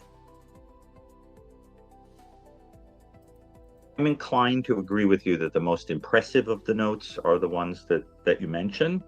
My guess is that they authenticated the second one because it came from some source that was similar to the one that they're comfortable contains personal information. Information about the what was on the scene. I see. I just can't accept that, though. I just can't accept that, right? Just the pure fact that A&T were the last people to see Nancy that night. Carlos says he's never seen Nancy. They didn't keep his car that long. Mr. Daly said he's never seen Nancy. They didn't keep his car that long. And I was going to make another point as well, but I forgot it. I'll think of it in a second. We'll see. You've been saying since I first started talking to you, when this all started, that you thought, or at least you were bringing up statistics, and you had this feeling that it was someone who knew Nancy, not necessarily someone close, but some sort of connection, knew of Nancy somehow. Yeah. But as more time goes on, and there's so many people working on this case, and you've got the FBI, and you've got President Trump caring about it, and there's so much pressure to solve it. I guess I would just think if it was within her orbit, someone, wouldn't they have found that person by now, or at least we will be on to someone? We don't know that they don't have their eye on someone. It is entirely possible that you have your eye on someone, but you don't have enough to pin the individual. But the thing is, it's very, very difficult in 2026. Dr. Gary is so right. And listen, I know people in law enforcement, all different law enforcement, and I speak to some of them regularly. And like they have told me, they sometimes can know someone is involved in a crime for years or decades even, but they just don't have enough to make it overwhelming for a court. They just don't have enough. And like I always said, you can have 20 things to, DNA is a really good thing to have. If you got DNA, you're pretty good. But you can have 20 different things, whether it be DNA and circumstantial and all of this. But that doesn't mean all 20 things are going to make it to court. 10 of those things, 15 of those things might be thrown out. So you've got to have a lot of things lined up to prove to a jury or a judge that, okay, we have all of this right here. Some of it's going to get thrown out. So we have this, and this, and this. Right? Cameron's car was parked in the driveway the next morning. Yeah, I personally don't think Cameron has anything to do with it. Joanne, thank you so much, my darling, for gifting a pearl necklace. Really do appreciate you, my darling. You received that. Make sure you give our Joanne a big old thank you. Thank you, babies. Good to see you. Appreciate your support.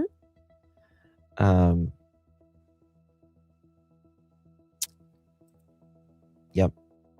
And yeah, I mean, and you also have to have enough for the prosecutor, to take that case, right? Sometimes law enforcement and the prosecutors are kind of, it's a little bit of a tug of war. Law enforcement's like, or the prosecutor's like, I need you to go back and get more. I need you to go back and get more. I don't feel comfortable prosecuting this until you get me more. And so, in my opinion, they have porch guy. In my opinion, it's just an opinion. I'm one of 8 billion on the planet. They know who this guy is because they're not asking.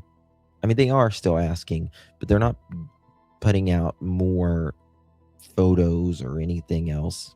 And I believe they do have more photos or video.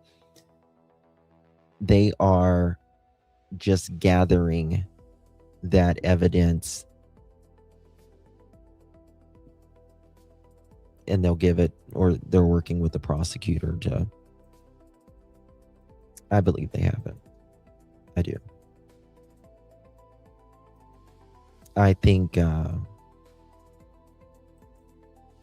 again, I don't think the FBI would have, in my opinion, been at Luke's house at the very least, in my opinion, if there wasn't some connection.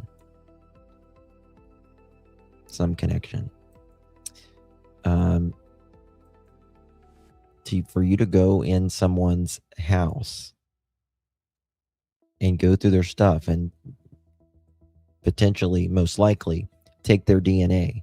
Come on now. Cal, thank you so much for the gift, baby. Appreciate you very much. Thank you. Really, really do appreciate your support, my dear. Good to see you. Thank you so much. Really, really appreciate you, babes. Good to see you. I immediately thought kidnapping when I found out who Savannah was, but I'm in England and I never knew of her. But once I did, I thought kidnapping. Lots of people do. Teresa, lots of people do. I don't know. I just don't think that's the, you know, I mean, it was a kidnapping, but, you know, was it for ransom, or what was the motive for that kidnapping? And or, you know, did she die of a heart attack? Did she die because she was unalive, you know, by this person? Clearly, when they went there, they meant business, because they had a pew, a GN, right? On the interview room, Karen contacted a friend of, yes, been friends 40 years. When it got to family questions, that friend said, last interview on this, and hung up on Karen. Yeah. And this is the thing. I kind of struggle with that as well. Because a lot of people might see that as suspicious, right? A lot of people really might see that as suspicious. But I don't necessarily. And I believe, in my opinion, it is a protection for the family, because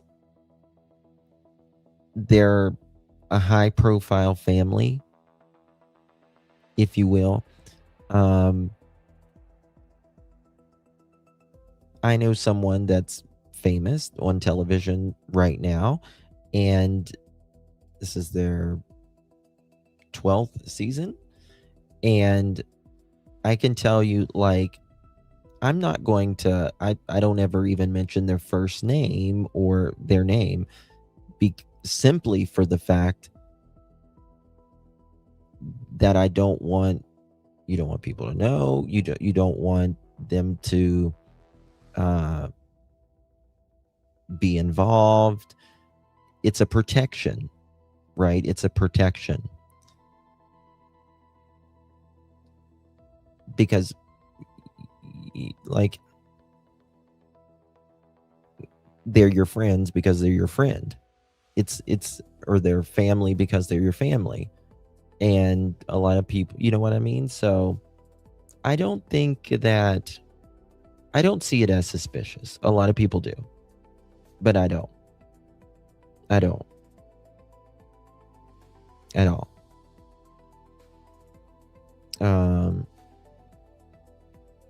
Thank you, Thorn, for the gift again. I appreciate you, baby. It's good to see you. Thank you so much, babe.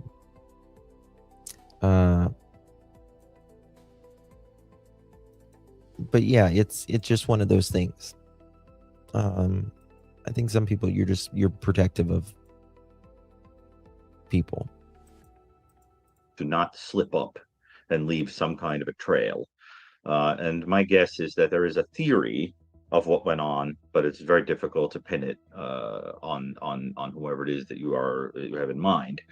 I find it hard to believe that there's absolutely nobody in mind at all. And I think that the reason that you are forced into thinking about the possibility of somebody around her, whether it's a passing connection or an intimate one, is really that what you see in this crime is something that comes up. Yes, I do believe. Yeah, I do believe it's very rude for them to hang up, right? I do believe it's very rude for them to hang up. I don't think that they should have hung up. I think they should have just said, I choose to not talk about certain things, right? So, sometimes I've interviewed people where they say, families where they say, you can ask me everything except for this, or I've asked them something live and they'll say, I don't want to talk on that. I think it was rude for them to hang up and stuff. You do wonder why Nancy's friends don't just talk about her just being Nancy, right? Because you would like to hear her friends, not even about the case, right? You would like to hear just about who Nancy was, right? In crimes where people who know you try to give the impression of an outsider, but they do a bad job of it. We saw that certainly in the Murdoch case, for example, and some other cases that come to mind. And the problem is that unsophisticated people who think they're very intelligent and brilliant and outsmarting everybody, they don't understand that if an outsider is going to come in and target you, it's going to be to rob you or to commit a sexual assault, almost certainly, right? And so the question is, where's the financial element and where's the sexual element? There's neither of them is there. You have some whiff of a financial element in the demands for ransom, but I mean, they didn't really take the time to keep the victim alive to get that money. So it's just, I'm impressed more by the idea that somebody who had some knowledge of her, who knew her, did one of two things. They either wanted to abduct her to get someone to put money into Bitcoin for one reason or another. Either a debt was owed or they wanted the money to run off with it or whatever. And it went south. She passed away accidentally, which would be consistent with the second note. And I think there would have been some struggle that led to that because she's bleeding and something happened, either a struggle or she had a medical event. Second possibility is the entire thing is faked. It was intended as a homicide and to conceal the identity of those involved. A goon was used to look like an outsider, a stranger, and it was made to look like the person came in and took her for some financial reason that didn't work out. And both of those are not totally original things. They've happened all across the annals of crime. But we don't know what this is yet, so looks original. It does seem that if you were going to ask I'm for so ransom, sorry, honey. I missed that. I apologize, darling. Thank you so much. I appreciate you very, very much, Scouts. Good to see you, my dear. I understand money or info, but what could possibly possess someone to do this? In my opinion, money is the key. Yeah, I mean, so this is the thing. People always say, you'll hear people say, well, what was there to gain? And I always say, it doesn't have to necessarily be a gain as in money. Some people hate people. You know what I mean? They just hate them. They hate them for usually a reason. They feel like they were wronged, or, shorted in some way or fashion. But it's usually a gain, or they feel wronged in one way or another. The only, it's rarely it is something like it's a serial unaliver who just likes to unalive people. I don't think it's in this case, I don't think this is a Dahmer who just likes to kill, you know what I mean? But with this, in my opinion, it doesn't have to be, but it's likely a financial factor, right? Nancy could have loaned money to someone and they couldn't pay it back, and sometimes people panic, right? Sometimes people panic and they unalive someone. It could be, an inheritance kind of thing, a will involved or whatever. Or it could be, like I said earlier, someone working that had worked for Nancy, and Nancy didn't like the job or whatever, and they got mad because of that in one way or another. It hurt their business. It hurt their reputation. Nobody likes people being critical of them. Nobody does, right? But it happens. But in this case, I think it's someone close to Nancy. I do think it's someone close. Even, this is the thing. It could be, in this case, because of who Savannah is, and that's her mother.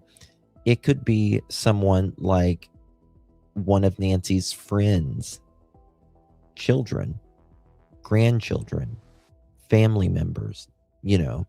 I'm friends with Nancy. Yeah, her daughter Savannah, kind of thing. And they think, oh, wow, lots of money there or whatever. As far as being 84 years old, it is extraordinarily rare for someone to unalive an 84-year-old and just be simply mad at them. It's usually a financial motive involved. But regardless, it is very, very rare. Guys, the interview room, I think, is going to start shortly. I need to thank dear Cindy. Thank you so much for your gift, my dear. Really do appreciate you. Your 200 joules, really do appreciate you. Thank you again, Scouts. Really appreciate your support, my love.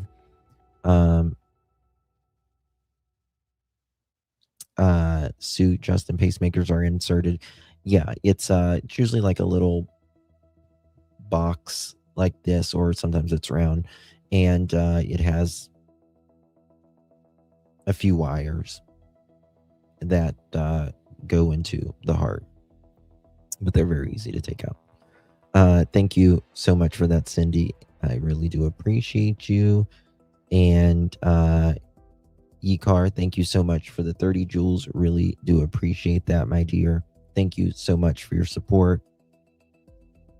Let me see here. Okay, 1 second.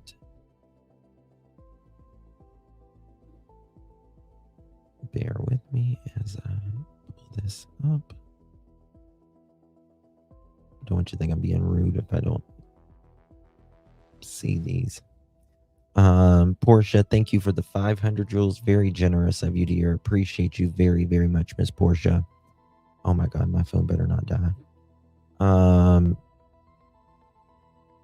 Joanne, thank you for the 6 joules. Really appreciate you, love. Thank you so much. Shar, thank you for the flow state, my dear. Appreciate you, the 200 joules. Susie Q, thank you for the Sunday 100 joules. Appreciate you, love. Thank you so much. Direct Current, thank you for the 30 joule clutch and the 10 joule heart. Appreciate you, love. Thank you, very generous of you. Clippy, thank you for the 2 stars. Really appreciate that very much. Virginia Carolina Pickers, ooh, I like that name. 30 joules. Thank you so very much, my dear. Really appreciate you. Patty Wine, thank you for the 10 joules. Really appreciate you, my dear. Virginia Carolina Pickers, thank you for the 2 joules. Appreciate you, dear. Rescue Dog Mama, thank you for the sunshine, the 200 joules. Appreciate you. And Flo Mary, thank you for the 6-7. Appreciate you, love. Moon Magic, thank you for the sparkles, my dear. And Kel Boyce, thank you so much for the sparkles as well, my dear. Appreciate you very, very much. And I think that's it. Mods, if you want to drop the interview rooms channel, interview room is starting right now. So I'll see you guys over there. I'll be under my J4A account, but I will see you guys over there. Might come back live. Thank you, Jacqueline. Thank you, love. Appreciate you. Thank you, Deborah. You found me on Kick. Make sure you guys are subbed up to my Kick because I will be over there live tomorrow. I will be on YouTube tomorrow, but I'll be doing an extra live over on Kick tomorrow. So make sure you join me over there. It's under, I think, it's under Justice for All or Justin for All. I'm going to switch it to Clutch Them Pearls soon. All right, guys. Click that. YouTuber just popped it there. It'll take you right over there. Little red, it'll probably be about 2 o'clock, 3 o'clock-ish tomorrow. So, all right, guys. Much love, everyone. I might be back later tonight. It's 8 o'clock. I might come back about 10 or 10:30. Might talk about Jack or Lily, but we might talk about the 16 children found in Ohio today, 4 arrested on deplorable conditions, ages 1.5 to 18 years old. Wow. 3 Eastern, yes, Clippy. Yep. Thank you for dropping that, Lolo. Appreciate you. SG said she sent manuscripts from people that people sent her to her mom. Maybe. Oh, really? Could be. So a bad review can have people unalive. You never know what pisses someone off. You never know. Love you guys. Appreciate you very much. Thank you guys for joining me. We'll see you on the next one. God bless.